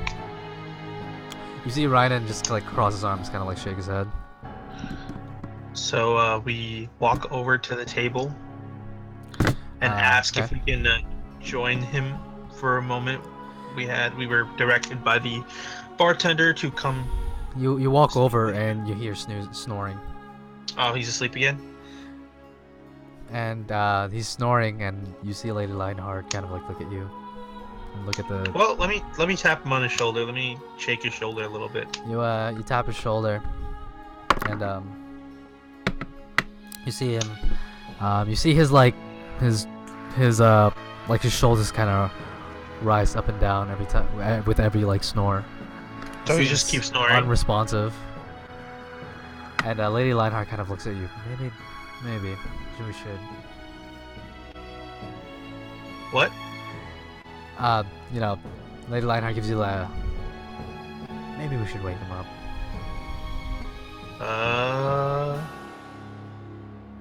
Can I sort of look around, see my surroundings? Sure. You see Ryan kind of just like watching you guys, the whole exchange, kind of like just waiting to see what happens essentially. He's waiting. We're about to ask him for advice on how to wake him up. And you see Ryan, you might as well try. He's gonna be here for a while. All right, so let's start with the most politest way, and then we'll work our way up. So I guess try and shake him, see if that works. Now you shake him. Okay. You see him kind of like groggily, kind of like push himself off the table. Did you roll for that, Leon? Yeah. You see him kind of like, his eyes are like, you see like a little bit of like layer, like crust over his eyes. Bro, come on. It's so nasty. Oh god. Why you gotta start with... Where's my drink, Rainen? Where's my drink? You see like a little bit of like drool on the side of his mouth and like onto his beard. It's kind of gross. Hey, Rainen directed us to you. We're inquiring about the arena fights. No, not Rainen. Where's my drink? Hey, Rainen, this guy wants his drink. I don't know if you're offering to give him one. He can piss off. Tell what? He tells you Golador can pay or piss off. Rainen says pay or, as I quote, peace off. Tell him he can put it on my tab. Rainen, Golador says you can put it on his tab. Nope. You see Rainen, you see that like face of just like, You see him start pouring a drink, and I kind of like motions you towards him. Can you pass him to this lazy bastard? Can you please give it to him? I take the drink and pass it to the lazy bastard. And he begins like, again with his eyes closed. You see like a thin layer crust, and he like, God, the crust. Oh, he's like patting the table for a drink. Here's a drink. Here's a drink. Here it is. He grabs a drink. Just like straight down, you see like a bit of like ale just like spilling out off the side of his mouth and onto his beard. It is not good. No. Who are you and why are you not Rainen? We're just here to inquire about the fights. A fight, and you see him begin to like wipe his eyes. Ugh, what about the fights? I'm just curious how they work. I'm actually not familiar with the process. I'm a visitor. Well, you sign up for fights, and if it's like a spotting match, you're free to use the arena. But if you want a money match, you come to me. Well, what if we were planning on betting or inquiring about specific? You see him kind of like begin to stretch, and like wipe the ale off his beard. Again, if you want to bet, or if you want to set a fight, you come to me for the money matches. Well, I'm sure a businessman like you likes to take interest in the prospects that he bets in. Just a little bit. So how would I go and find, the training camps, or at least scout out where my money is? I don't really have a training camp. I just set up the fights. If people come, they train on their own, and they come here and they set up fights. Usually get pummeled by Lash. But, that's the way it goes. Oh, I see. Okay. Well, I was interested in this fighter. His name is, he's a half-orc. I was thinking, I don't know when his next fight was, but I was told that he's a good investment. His name is Art. You have to specify there's half a dozen half-orcs in these fights. His bloody fighters. His name is Argik. Oh, is he that bastard who killed that other bastard? Argik, right? Well, I don't know if he actually. Oh, he definitely did it. He definitely did it. You 100% did it. Have you seen that man in a brawl? He never backs down. I mean, they all did you see him do it? And he kind of leans in you to tell you the truth. They just round up all half-orcs and throw them out the city. I'll tell you that much. Damn. Okay, this guy.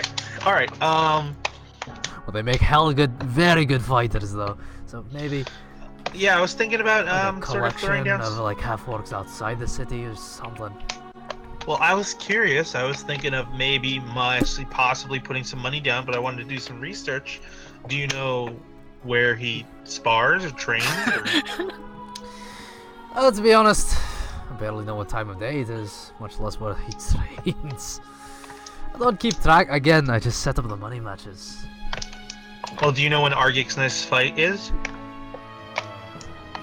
We usually don't set up fights with people who do killings like that on the street. Bit of a no-no. Not for business. Wait, you don't keep track of fighters? Probably. wait, let me check. And he kind of like goes through his starts patting himself down, and eventually he finds a little black book and he starts going through it. According to this, no fights for him. Huh. Do you know when Lash's next fight is? Unfortunately, no fights for Lash. Everyone who's fought Lash has been beaten to a bloody pulp. No one wants to fight that. So, are all your fights to the fatal finish, or? Oh no. We're not barbarians per se. Okay. We just like to see who falls down first and can't fight anymore. Because I heard Lash had killed a guy in two during one of these fights. Perhaps, maybe. Perhaps. Lash is one hell of a fighter, and he rakes in quite a crowd. Well, where does Lash hang out? Personally, I don't know. But do you know anything about the fighters? not really. They just come to me, set the fights. Usually I hang around the bar and have a drink. And by the way, I'm getting mighty thirsty. You mind giving me another drink? And he kind of like pushes the cup towards you. Oh, I walk over to Reinen with the empty cup. Golador wants another glass. Tell him he's racking up his tab. Tell him. And he pours another drink. Alright, I'll tell him. He pours another drink and kind of like slides it towards you. I grab. If he wasn't good for the business, I would not be his partner. I'll tell you that much. Well, do you know anything? Because it seems like Golador doesn't really know anything about the fighters. Do you know anything about the fighters? I'm surprised that you even gave him for information. He barely knows where the start of his arse is. The start of his ass. What do you want to know? I'm just curious about a few of the fighters, you know, possible investments. Well, Lash. You want to know about Lash specifically? Say that again, I'm sorry, what? You want to know about Lash specifically? Lash and another possible potential. Argik, right? Argik? Yeah, you overheard. Lash. I believe Lash is... Most of the half-orcs here are usually like helping hands for like other businesses. I believe Argik might have been a farmhand, I believe. Okay. Oh, I think did our music die? Never mind. Go ahead. Where does he hang out? Argik is a farmhand. He's probably on the border of town. I'm not sure what part of the border. Well, I'm sure when he's, you know, spending nights and fighting and training, he's not at the farm. Well, he used to frequent this place, and I think I saw him at the Angel's Breath once. But I can't exactly remember where he resides. Well, when it comes to the fighters, there's quite a few of them here. There's not much to do in Wiham. And how about Lash? Where does Lash hang out? Lash, oh, that's... I believe Lash works with one of the business here as a helping hand. As muscle, specifically. He's... a person like that you don't want to waste with, you know, book stuff. That kind of stuff. It's a waste of talents. Well, let me be a little honest with you here. Reinen, yes. I'm looking to investigate some of the murders that had actually happened. Ah, the murders. And it seems like sorry, hold on, so much text here. Pengali, one of the fighters, had passed away from one of these murders. You don't exactly pass away from a murder, you get murdered. There's a difference between passing away and being brutally murdered. Okay, come on, Leon. Don't pick up my words. It's 1 in the morning. Come on, dude. Just give me a little bit here. Alright, so what exactly? Pengali. Again, the name What's rings a bell, but I don't exactly know him per se. Was he one of the people who were murdered? Yeah, he was. Pengali? Yeah, one of the people who were murdered. That's unfortunate. It's really unfortunate. If I knew anything, I'd help him. I just want to know if there was any feuds or anything that had you know, hung around after the fights. It seems like everyone's pretty mutual. Everyone's squared away. It's just for the fun and for the money, and you know, people die. That's what it seems. It seems like you guys are pretty well organized. Well, yeah, well, we like to watch a few bloody fights, but you know, we're not barbarians. We don't kill each other. That's why this whole murder thing is... It's a bit nerve-wracking. Nerve-wracking? Nerve-wracking how? Well, we were told by the guards to not stay outside after night. Apparently Is that why Golador is staying over here at night? Perhaps. I mean, well, the bastard's always here every other night anyway, so... I mean, he doesn't know where the start of his ass is, you know, how's he gonna get home? Don't quote me on that. After all, he is my partner, and, you know... He does rake in I a was bit just of saying what money. you said. I didn't know it was bad. I followed your that just what you said. I never said anything. No disrespect. Again, if I knew anything about this Bengali character, I'd tell you, but unfortunately, only that's the name fine. rings a bell. I mean, That's fine. I this... think the lady and I will stay for one more drink and then we'll head out. Alright. Well, go ahead and minus, I don't know, like 1 gold coin for 2 rounds of drinks for you and Lady Lionheart. Okay. Yeah, it pours you out a second round of drinks and kind of... This one's for... Right, well, good luck on your investigation. If you need more information, perhaps I can help you. Because this bloody Alright, not a bastard's not gonna problem. help you. And he kind of like motions over to Golador.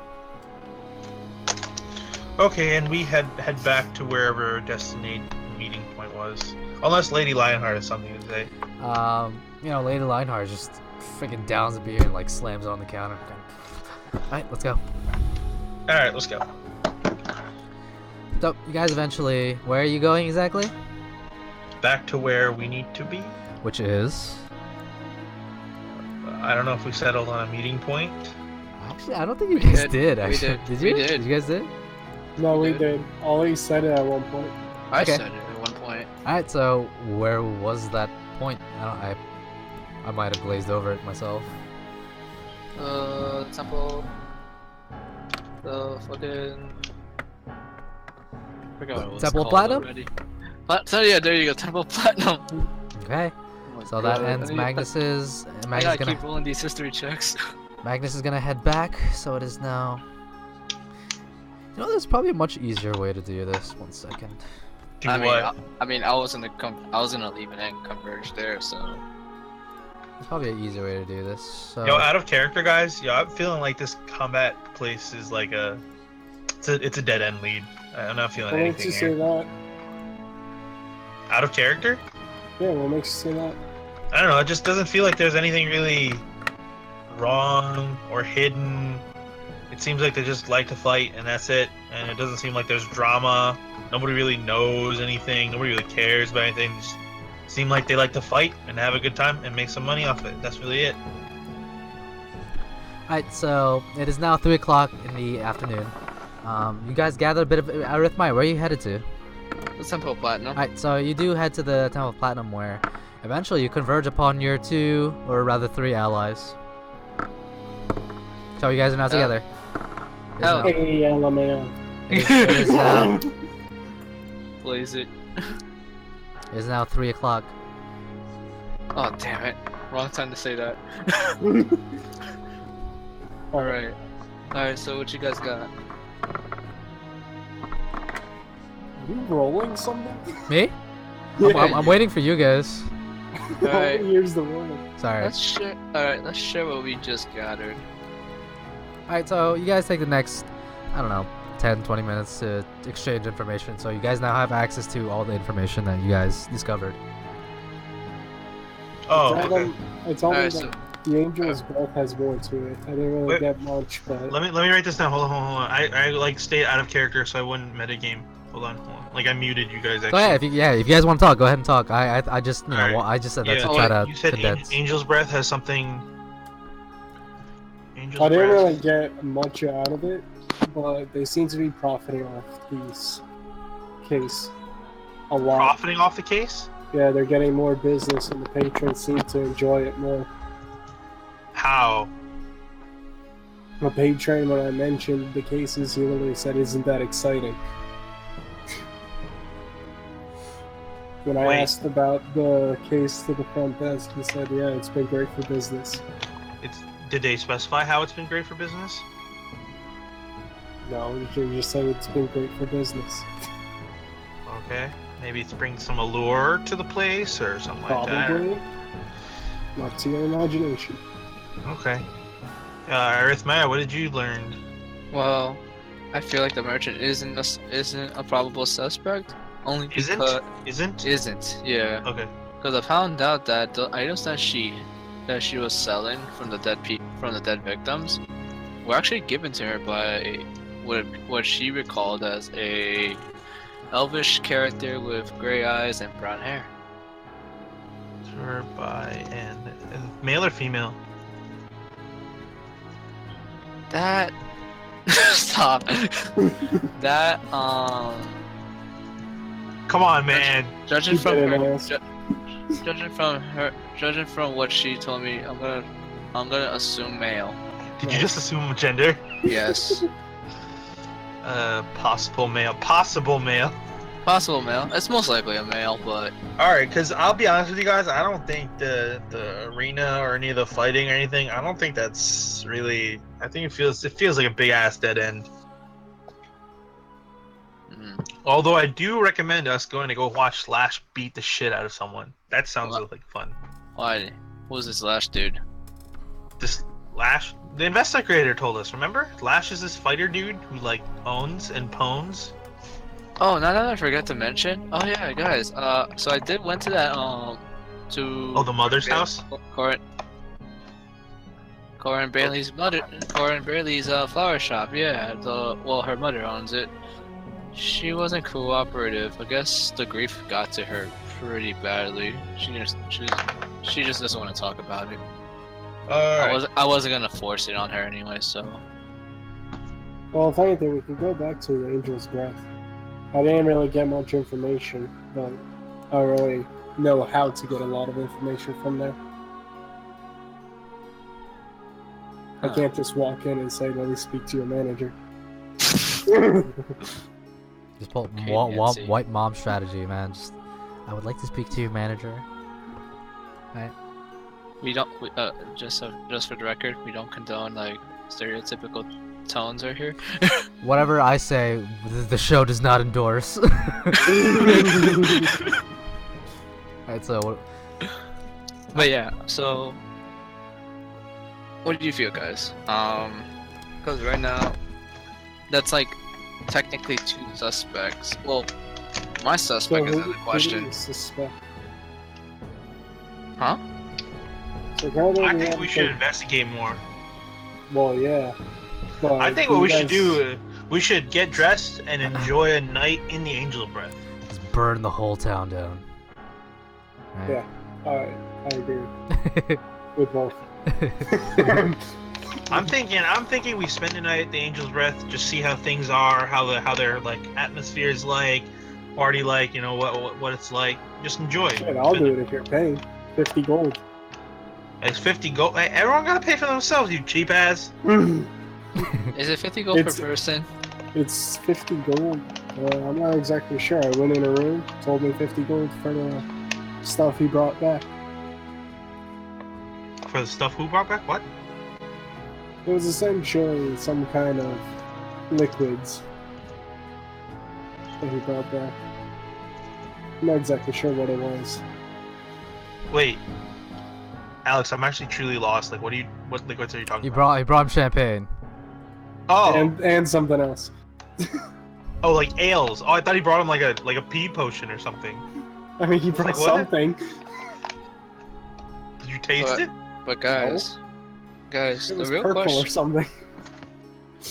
But guys, in terms of this murder, though, the people that we're investigating are all humanoids. Yeah, that's the problem. Ooh, the mystery deepens. The plot thickens. You think there will be like some sort of... What, do you want to go check out the zoo? What? I'm pretty sure there's no zoo. What is a zoo anyway? That's great. What the fuck is the zoo that you speak of? That's great. No, it's more like the only probable... I can't really say, but... No, actually, what was the description of Oh, what's his face? What's his face? What's his face? What's his face? What's his face? Shit. What's his face? Vander Silvermoon. What was his description? You guys haven't met him, but all you guys know is that he's the owner of the Angel's Breath. No, I'm pretty sure the investigator gave us a description of him. He said that he's like a high-class person, elvish, and he owns Angel's Breath. That's it. So I can only suspect him, considering my suspect says an elvish character gave her all the stolen items. I should probably say. So I agree. Angel's Breath, we go. So you guys head on over? Wanna go to Angel's Breath? I think we should get a little better dressed for the occasion. Oh wait, what's the dress code? Oh, you can just walk in, they don't care. It's your call, though. Wait, you don't care about dress code? I mean, I just walked in. yeah. Just walked in. Well, I'm staying on the way I am. Alright, Magnus, what you wanna do? I mean, I suggest we should go enjoy a night at the Angel's Breath, see what happens. What do you say, Lionheart? Well, I'm not entirely opposed to it, but I would like to finish this mission and go back home, if possible. Alright, really tough. Show us Angel's Breath. Alright. Okay. So we're walking. Alright, so you guys mosey on over. It takes about, from here, about like, I don't know, like 30 minutes. I like 30. It's a nice round number. You guys eventually do find your way to the lavish building that is the Angel's Breath, which is very starkly contrasted by the buildings around it. You know, the buildings around it being like heavily, almost like militaristic in nature. This building itself is like, again, lavish and has a bit of a flair to it, I guess. This place itself looks out of place. You guys walk in and you guys are greeted by the front desk attendant, which you've met, Leetov, an older gentleman. Let me pull up his card again. I don't want to get anything wrong. You guys are met with an older gentleman at the front desk. Let's see his description. A human male, older gentleman, thin, graying hair, silver eyes, one of which is a lazy eye, wearing very tasteful yet dark clothing that would seem that it should belong in the other district, the Road's End. And again, once you guys enter the building itself, the building has like purple stained glass, and as the light filters in through, the neutral light from the outside becomes a purplish hue as it fills up the area. So this whole area is purple essentially. All right. No, go ahead. Let's go in. You guys are in. You guys are at the front desk. Oh, we are? Okay. Yeah. Okay. So we So you guys are greeted by the older gentleman. How goes the investigation? What investigation? Oh. The investigation. About what? Are you not here to investigate the murders? Forget I said anything. How may I help you? Oh, I please look at the order. party. Huh? I look at the party. I'm like, Would you What? like to rent out one of our side lounges, or would you like to stay in the main lounge instead? I look to the party.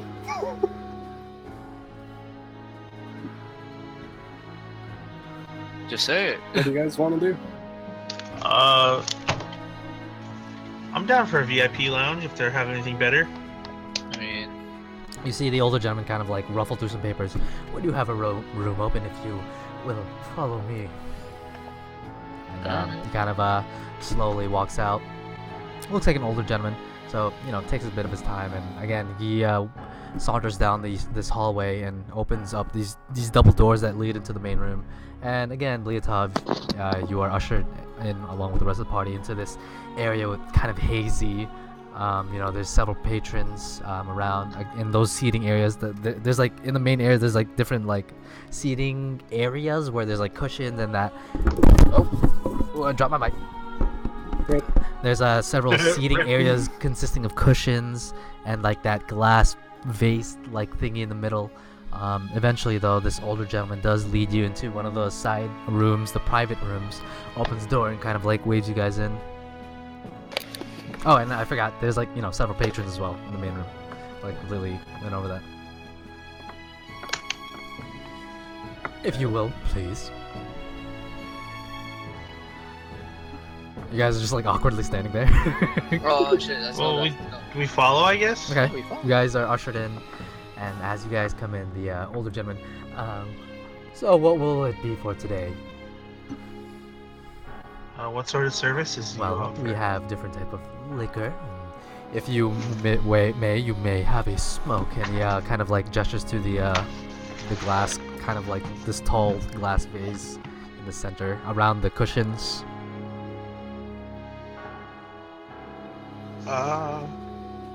Is that like a hookah? Is that what you're offering us? It's essentially like to compare this with real life. This is essentially like a hookah bar. Oh, okay. Damn it, what I was a week for. Alright, crap. What kind of liquor you have? We have all different types of assortments at different price ranges. Our best one comes at 50 gold per bottle. What's your strongest drink? Not exactly our strongest, but it is our most refined.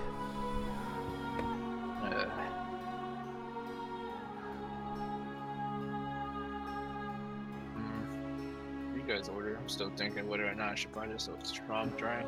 Is there any way I could meet a Vajra Silverman? Vajra Silvermoon. Go ahead and roll persuasion. I swear to God. Give me a persuasion check.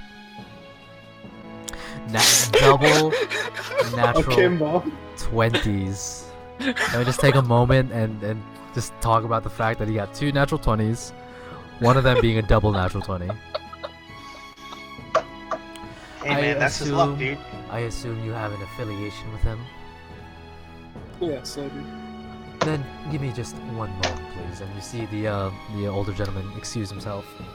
And a moment, you guys are it's just the 3 of you guys in this room alone, essentially. 4. Oh, sorry, No, yeah, Lady 4. Lionheart? And Lady Lionheart. I keep forgetting. I'm Yo, currently playing her as well. Yo, bleed it off. Who? I feel like that guy's an important character and you somehow managed to like get a meeting with him. What the hell? I have a way with words. A moment passes, and So I have a way with words. Insert Roadman Shack. would you like first. a room or would you like a room or a lady? Yes. I didn't hear pulling the out the or. Julio right there. I did not hear the or. That's exactly what Julio is. Then, do you want to take this to go, or do you want to finish that? Oh, man. Yes. And so a moment passes, and Yes. about like another, let's say 10 minutes pass. 1 second. Let's say another 10 minutes pass. So 10 minutes and then 10 minutes. we have and to end this episode on a 4:20 time frame. and soon enough, the door opens, and before you guys is the older gentleman ushering in another gentleman, an elven character by the name of, sorry, the description of which is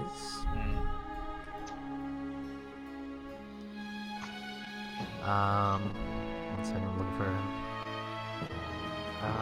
Right here. Long silver hair. Excuse me. Elven in nature. Light gray eyes. Long, fine clothing, and an amulet of silver adorned with a purple gem in the center. Yeah, that's his physical description. And he has his hands kind of like clasped behind him, and he kind of like nods towards the party. Now, is there a reason I am being summoned here? And the door closes behind, and you guys hear the light footsteps of the older gentleman heading away from the door. Is this about the? Am I to be interrogated once again about the case regarding these 3 poor souls? Interrogated. Yes, last time I had people request me I was interrogated. Let's see. Well, I'm not really here to interrogate you. Good. So, So, he takes a seat on one of the cushions, and you see him pull out like this like leafy kind of substance, and he drops into the glass vase, and you see him with a cantrip. Well, not with a cantrip. Pulls out like a tinderbox and lights up the device in front of you guys and starts smoking out of it. Vape Nation. Happy 420, guys. It's 421. I pass it. Puff, puff, pass. You see him exhale like this plume of like clouds, and it's starting to make the room a little hazy. You can hear like Lady Lionheart kind of coughing. Ah, this is just like Now, home. what business do you have with me if you are not here to interrogate me then? Just a few questions, really. I know someone. Before we begin, let me preface this by saying I did not murder a soul. Why are you Yeah, so but I'm saying defensive, man? We want some bottle service up in here. If you wish to order a bottle, you may. It will not But we look to be on the we house. like to be some wonderful patrons of yours. We like what you're doing with the club, son. Oh, I do appreciate the compliment. Thank you. And you see him kind of like. Yeah, we ain't trying to get up all in your face. We're trying to be chill. It's a club, right? We're trying to enjoy, fam. I'm just He takes looking another at pull, Magnus like, and what the again another cloud. Kind of like Lady Lionheart's like, I'll be outside, and she exits. She can't. Little lady got no chip. No, I'm kidding. Don't say that. My character did not say that. I say seems that. seems as though your lady friend can handle this arrangement of ours. She can't hang. She can't hang. Which is fine by me. So, why are you here?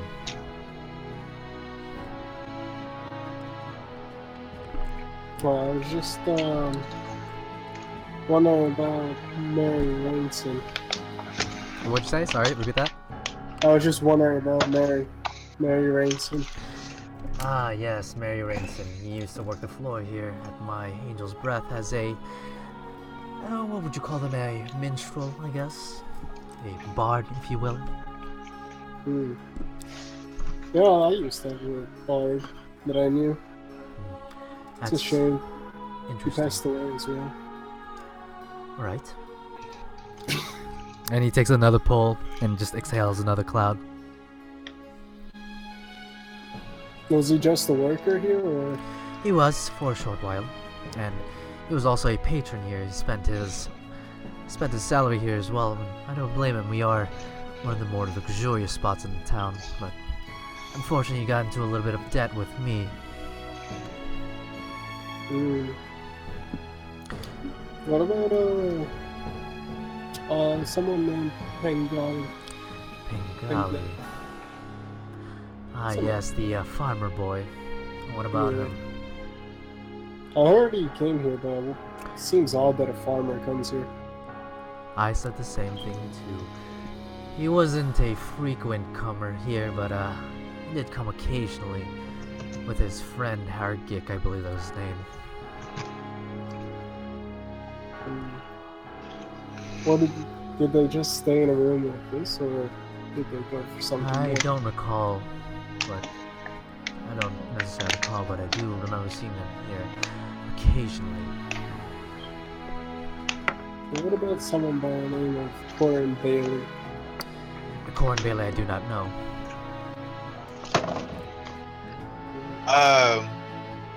Can I Hold up. where's the counter to the DM chat real quick? Where's that shit? Hold the fuck up. Hold the fucking phone. What chat are you talking What about? chat are you talking about, Magnus? Are you high? Yes, I'm Happy 420. I'm 420. very high. Happy 420. Yeah, Mr. Silverman, I think your smoke really affected our friend right here. Are you talking about the pretty little lady who was here? No, this big oaf right here. Oh, yes, he is big. Not sure about the oaf part. He seems smart enough. And he takes another pull. Exhaling a cloud. Vape Nash, right? And then I do the H3 Yeah. sign of Vape Nation. Yep. Beautiful. Vape Nation. Perfect. He looks at you. I'm not sure what that means, get- but okay. Actually, I only have like 3 fingers on each hand. I don't know if Oh, I you can have, do yeah. actually. Yeah, you're right, actually. I can't even do it. Sure you can do it. No, you can do it. You can do it. You only need two. You only need 2 fingers on each That's hand. fucking hilarious. Yeah. Vape Nation. Anyway, Mr. Silver. I can Yes. ask a question. It's more like I'm pretty sure you track this, but it's more of a friend's. Yeah, get close to the mic and barely hear you. Oh yeah. Come on, come on, deep throat the mic. Yeah. Okay. There's this rumor that pretty much was circulating throughout the well, not throughout the city, well, probably throughout the city, regarding you and Corin being I being do at a not. certain. Why are you so interrogating this I man? do not All know. we want to know, hey, Mr. Silverman, all we want to Yes. know Yes. is we heard that you found some fabulous side pieces. No, I'm not trying to accuse you of anything. I know a man loves to have some fun. I know you're a married man. I respect that. I respect institutions. But sometimes a man has to enjoy the fruits of his labor. Do you understand what I'm saying, Mr. Oh, Silvermoon? I am more than enjoying my fruits right now. And Exactly. he's, So what he's my like taking another pull. friends, what my friends are trying to say, without coming off as so aggressive about it, is that we would like to, enjoy the hedonistic parts and culture that this club allows. Do you understand what I'm saying, Mr. Silvermoon? Not really, actually, no. Really? If Wait, you're hang on, asking really? about Corin, I do not know this. No. Corin character. We're not asking about We're asking about other similar women employed or not Oh, employed. Trust you me, can I am enjoy. the most faithful husband. We're not asking you. We're asking for us. Oh, for you all. Well, Possibly in a short friends of this person who may, I don't know, guys. I don't know what I'm doing here. I don't know what I'm trying. That you are speaking of. However, we do have female associates if you so wish to choose to buy their affection for the night. That's exactly what I'm PG-13, by the talking way. about. Yes, PG-13. Of course, we're only here to play Yeah, patty cake. with them. Yeah, That's- exactly. In a private setting. Hey, that's all we plan on doing. A man needs a woman to play Monopoly with. Exactly. That's what I want, So- Mr. Silverman.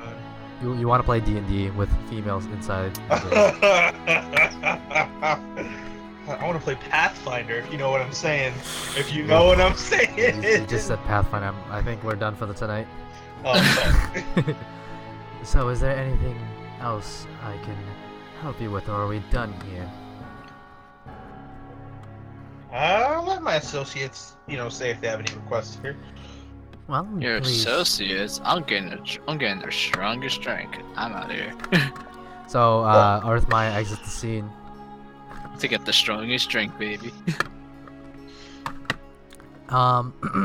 So in one of the corners of the room is what appears to be like a counter, and there's like several different like kind of drinks. There appears to be a character there who's currently just you seem kind of leaning, just watching the affair. Like, watching, just observing us? Do we Yeah, notice? There's like a couple. There's like a couple weird stools. about it? No, they're not. So this bar is in the main room. You guys are like in a side lounge essentially. Alright. Blythe, what do you want to do? My brain is frying right now. You went in on that side piece talk, man. I just didn't want to get all so aggressive about, to Mr. Silvermoon. I don't think we should get so uppity. He seems to put forth himself as a businessman, So is Hello? there anything else I I ask him, so how are these rumors been treating your business, by the way? It's been Seems like, fantastic. It's been fabulous. do the customers just like it more? I'm not entirely Makes sure sense. why, and I don't understand fully, but it's a sense of the thrill of the possibility of being murdered, perhaps. I don't know. Well, wouldn't you want to know as a businessman? What I do know, what I can tell with certainty, it is generating a bit of profit for us. As you can tell, the main room has quite a few patrons in there. It wasn't always like this. Is there like a dance area? I'm just asking. So again, the main room is like, it's like an open kind of like area with like several of these like, you know, these arrangements, but you know, in an open space, and it has like a bar on one side, and there's like several So it's doors that mostly a lead. sit-down lounge. Yeah. It's not really dancing. Okay, never mind. You guys are in a one of the side rooms of that main area. They don't got no karaoke or nothing like that. There, I mean, there is entertainment, but I guess they would just use like the open area in the middle. Yeah, no, that's all good. All right, so what's my menagerie wanna say? At this moment, your friend Silvermoon is just taking pulls from this. Your characters don't know, but it's essentially hookah IRL, right? You're just taking pulls and just pushing out smoke. Is that all? Is that the end of our business, gentlemen? Can you go over the description of him again? Of who exactly? Oh, you're talking to me. Yeah. Okay. I'm like, who? Okay. Let's see. Vadre Silvermoon. Let's see.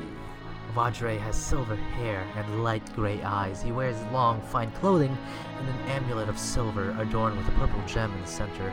Vadre, Vadre is the owner of the Angel's Breath. That's it.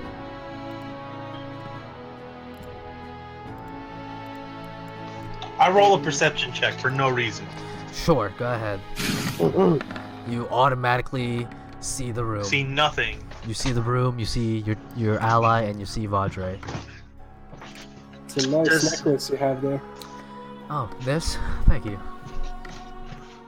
Hey, that looks like a cool pendant. I was wondering if you know a jeweler around here that makes that? A jeweler, There's quite a few. Or is that like a unique item that you picked up somewhere? Wait, what? I lost my dice, guys. That subtle tone, that subtle wording, though. I lost my dice. Where'd it go? Worry about your dice later. No, but oh, here it is.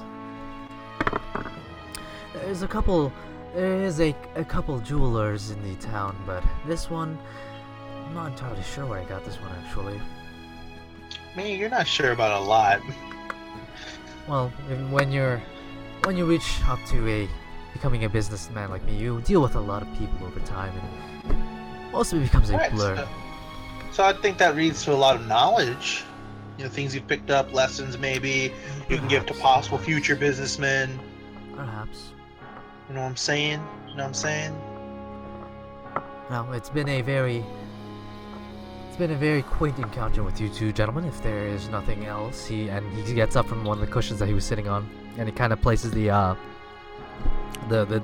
metal end of the tube that's connected to the glass vase-looking thing onto the glass vase itself. If that is all, then I must be getting to my business. If you'll excuse me, and he turns around, opens the door, and exits, leaving you two alone. Alright, Blyatop, what you think? I think I'm out of here. Can I walk out? So you walk out of the side lounge, and you are now in the main room. I walk out. I follow Blyatop. Alright, you two are now outside. You find Lady Lionheart waiting outside of the Angel's Breath, and kind of like greets you guys as you come out. Well, welcome back. What did you guys learn? I could not stand that place. Absolutely nothing. Absolutely nothing. So, what do you guys think? Do we have any leads? Where's Arithmia, by the way? Absolutely, I don't know. Well, any leads? Anything? I'm not really sure. What was that amulet that they were talking about before? I'm sorry? No. I'm like, what was that amulet that the merchant was selling again? Are you asking me, or are you asking Lady Lionheart? Oh, Arithmia shared her notes, right? Arithmia, what are you Yo, doing right Kenny, now? where you at? I was, dude. Didn't I told you guys I was gonna get their strongest drink? Oh, so minus 50 gold pieces. That's their strongest drink, really. Yeah. In terms Oh, of you want more? Oh Minus no, 100. that's their fanciest drink. If you want their strongest drink, it'll be like what? 100 platinum. Wait, what? Their strongest drink is gonna be 16 gold. 16? Yeah. 16? 16. 16 gold for their No, strongest. no, you heard that wrong. You heard it's 69 gold. It's Alright, 420 gold pieces. It's It's 69 platinum. 5/7 gold. So 16 gold pieces for their strongest drink, and it's just like one drink. Alright. Give him the well, I have plat only. That's like So you can 2 do plat, 1 plat and 6 gold. plat, 6 gold. Yeah. I'll just give him 2 plat, give him the change. So minus 2 plat, you get 4 gold. So I the downed that shit. I downed that shit. The and bartender passes you the drink, which is like a shot of this very like dark liquid, and you down it. Give me a Constitution saving throw. then, oh boy. You die. 8. You are current like it immediately. Just your body processes it almost like immediately. You feel it instantaneously. You feel your vision becomes a little woozy with a Constitution of 8, and yeah, you are like you're starting to see double. And the bartender looks at you. Are you gonna be all right? Are you sure you could handle this drink? Holy shit, that's strong. Holy shit. Yes, it is. As much as I want another one, done. Yo, like you are like smashed right now, essentially, like almost Shit. instantaneously. Where the fuck are my friends? Well, trick down the stairs. Give me a perception check with disadvantage. With a 5, you look around and you're like seeing double right now, dude. Like it is pretty trippy. And again, this whole entire area is purple, so it's definitely not helping. Barkeep, Yes. where the fuck is the door? It'll be that way, and he points to the double doors that you initially came in through.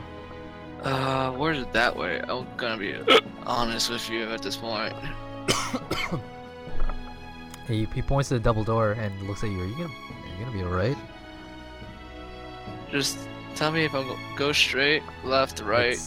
And he's literally pointing at it's literally right there. Thank you. Give me an acrobatic check with disadvantage. 19. Somehow, in your like drunken humor, you still manage to walk out just fine. I know but drunken fist. You're kind of like kind of swaying a bit, but eventually you do find your way outside of the Angel's Breath.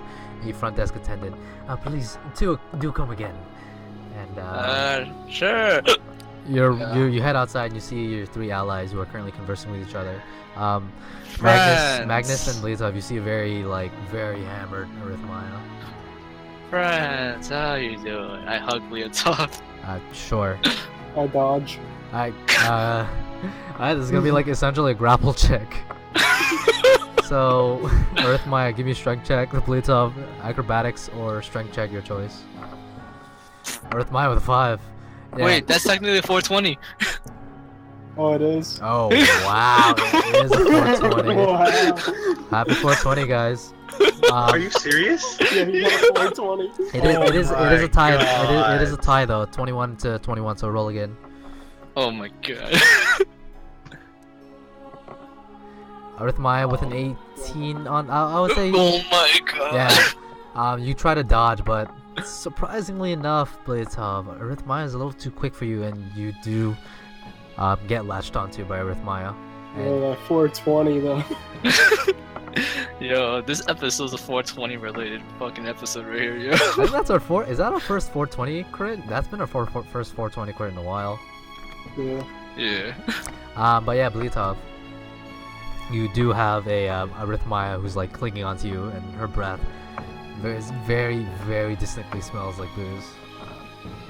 I And- push her away. it's- I'm like, get off of me, half hair. oh damn. Yo, Leotov, shut the fuck up, let me hug you.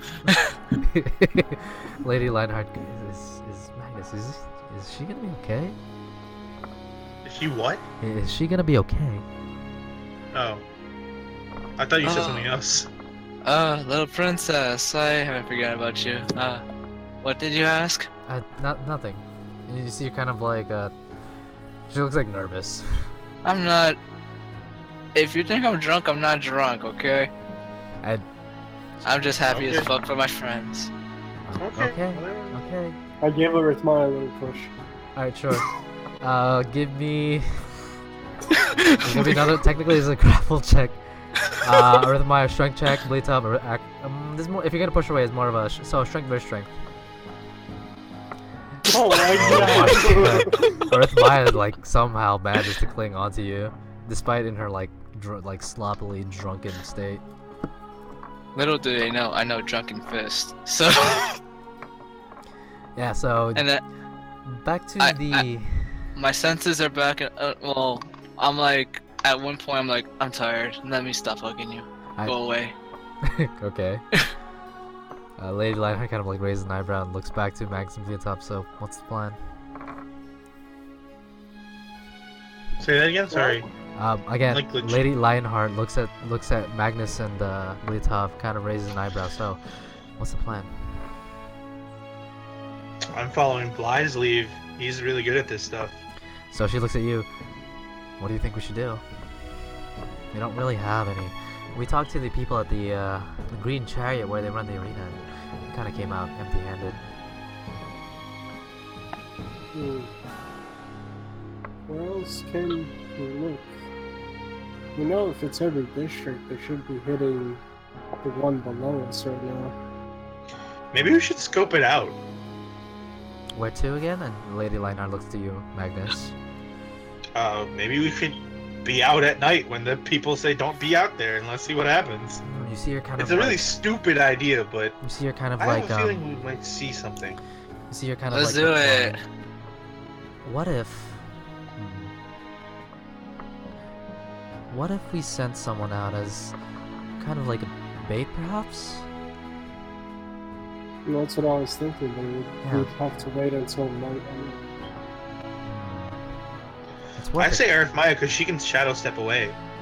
How much time do we have left, Liatov, on the contract? Well, I still have the contract, right? Yes, you do. So can I look and check? You take it out and you check, and you have until the end, not today, but the end of tomorrow. So you have a day and some change. Oh my god. Wait, we've been doing this like. Oh, okay. No, we have until the end of tomorrow. Okay, so we have ample time. We should. I mean, the bait idea sounds like a good one, but if it goes wrong, someone's gonna end up dying, which is I personally don't feel comfortable with.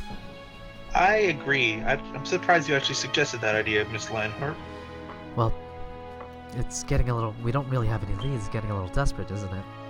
We are. Desperate times do call for desperate measures. The only thing that the contract requires, problem with the contract is that requires proof. Are we gonna That's prove true. it? What do you all suggest?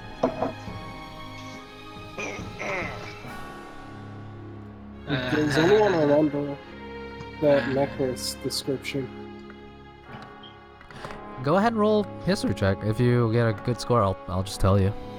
What happened with that 21. necklace? So what are you trying to remember?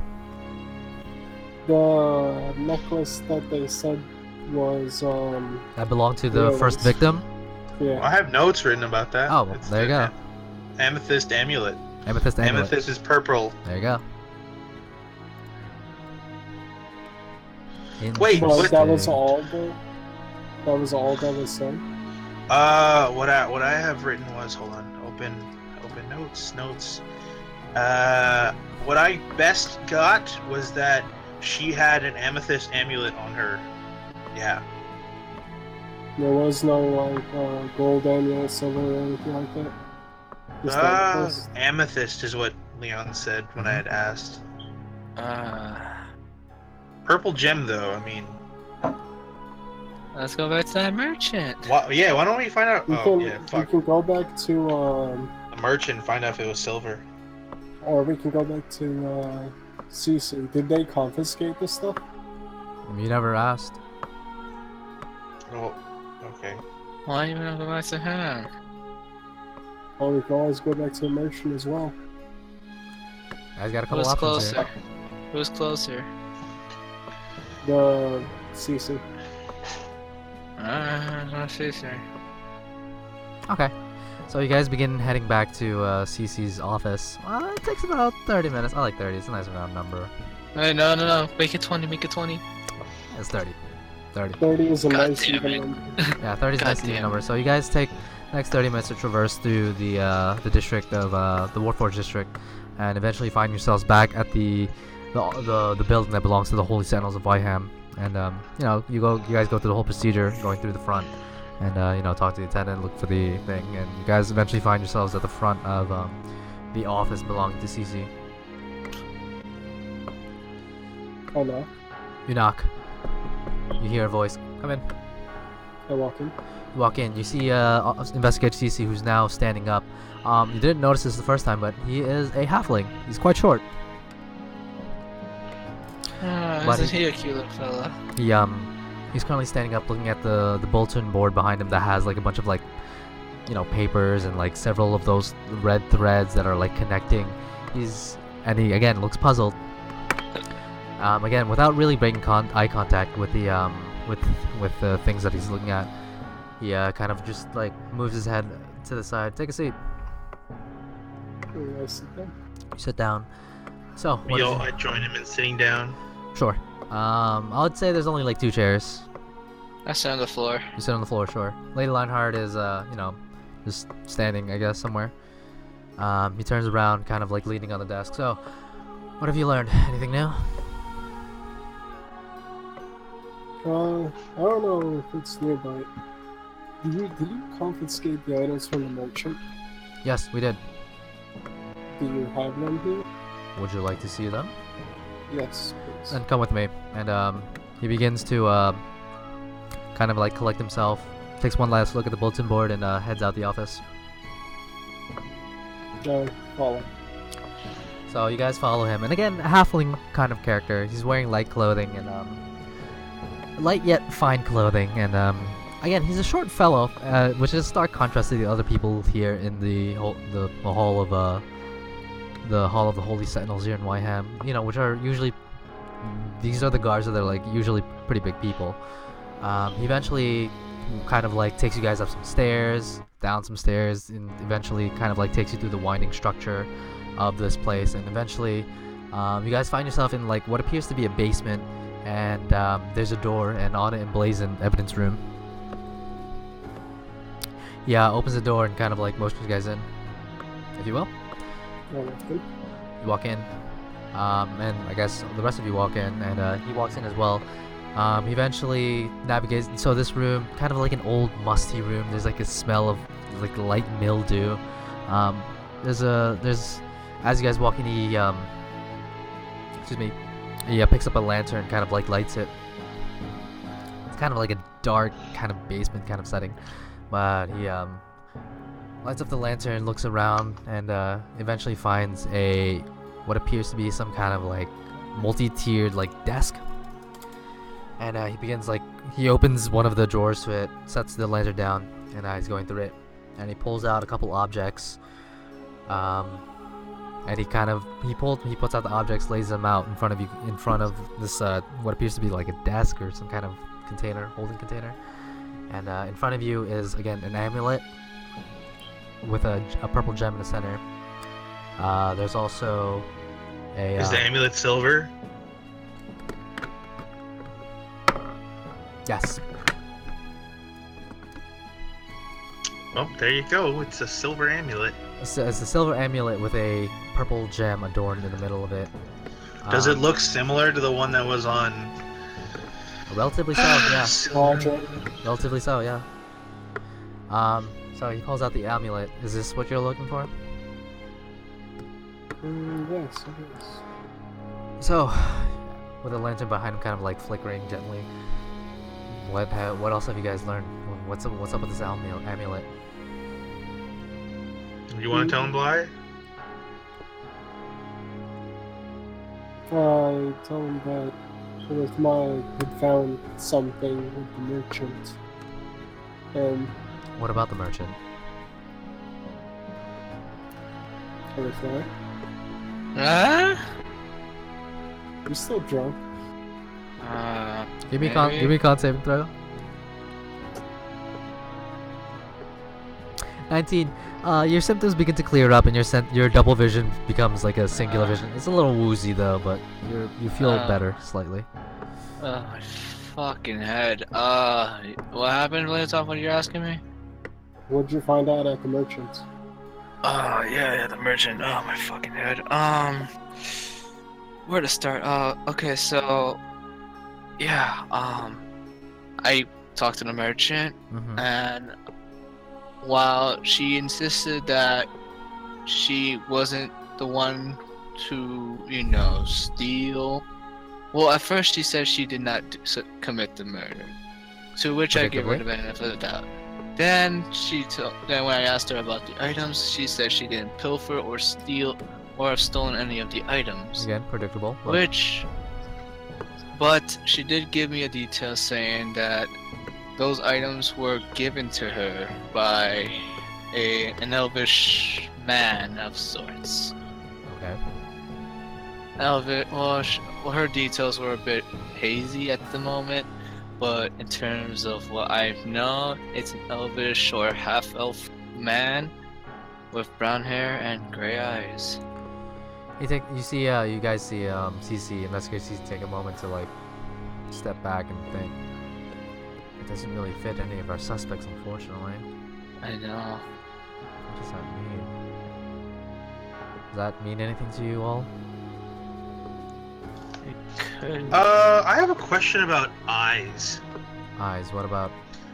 I don't know how. Do eyes work? Are they like specific genetic traits in this? I'm asking in general, Leon. Like, Sure. Is like you know how like eye color can show genetic lineage? Sure. Because it's like blue is very. Sure.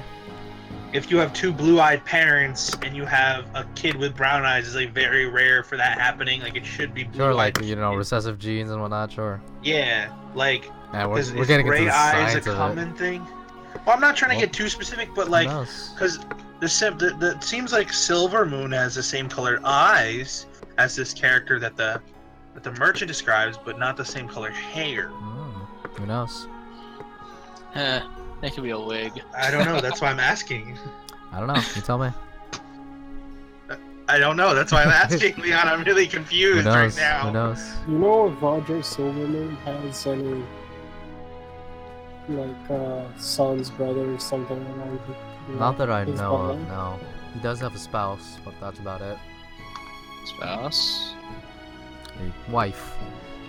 I know that. More like, I know he's somewhat married, but do you have a description of the wife? 1 second. Let's pull up that, Oh, yo, as a painkiller, my head hurts. let's see if I regret drinking that. Oh, God. 1 second. Let me see if I have it here. Let's see. Will you top hold me? Vadre. No. Okay. Okay. No. Why you gotta do this to me? 1 second. My head hurts.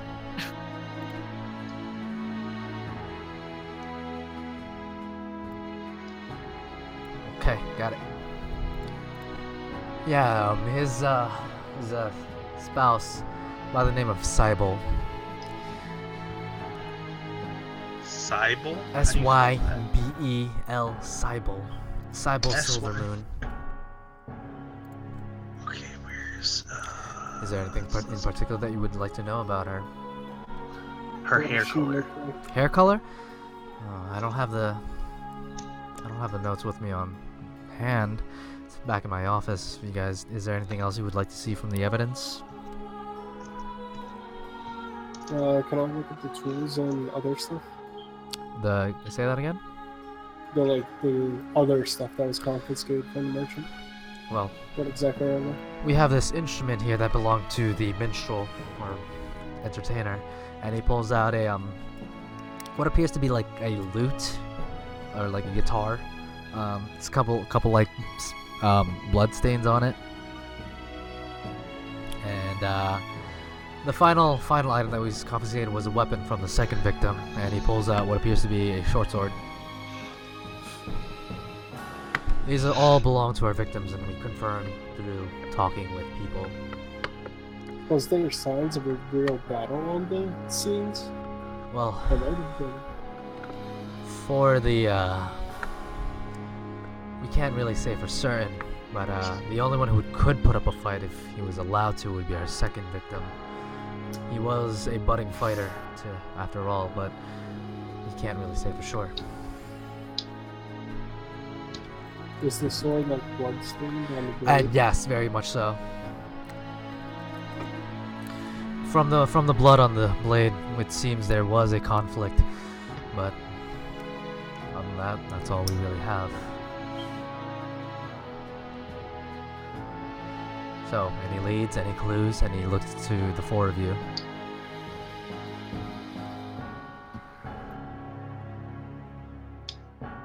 I had nothing. Need more.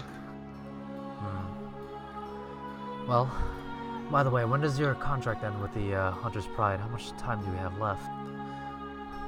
Tomorrow night. Tomorrow. Tomorrow. The end of tomorrow. Well, hopefully we can solve it by then. It's frustrating. Hopefully we can get this guy. Hopefully. So is there anything else I can help you all with to speed along this little mission of ours? Tough. Hmm? I was quite hammered earlier, but I have somewhat got the. Jesus Christ, my head. I heard that you guys had the idea of using bait. And at this moment, let's. I don't feel comfortable doing that. I don't want to put anyone in harm's way unless. I don't know. I'm somewhat sober already, so. Sober or not, unless it's one of us, then maybe. I'm not sure. Oh, I could be bait. Well, you are a capable fighter. I've seen you fight. And at this moment, the investigator chimes in. Do you plan on using someone as live bait? Huh? Yeah. It sounds a little dangerous. You might want to reconsider. You said you want to catch this guy, right? I do, but not at the cost of another life. You've already had 3 people murdered. I have other methods. I have various methods of escaping. I've escaped death once. I could probably do it again. Alright, well. We're trying to say we're trying not to use bait. But if that's the only option left. Fine. Maybe perhaps there's a clue or something that we missed. There has to be something. There must be something in the notes somewhere. Maybe, perhaps, before, use that as a last resort, but there has to be something somewhere. If only I could get his mother to talk to us. So, it is currently 1:51. We'll pick this up next. I might have to end up canceling the next couple sessions because, finals are rolling in. But, Yeah. we'll end the session and we'll leave it here for now. So that will be at the end of this session. We'll see you guys whenever the next session is, I guess. So let me hit this button right here.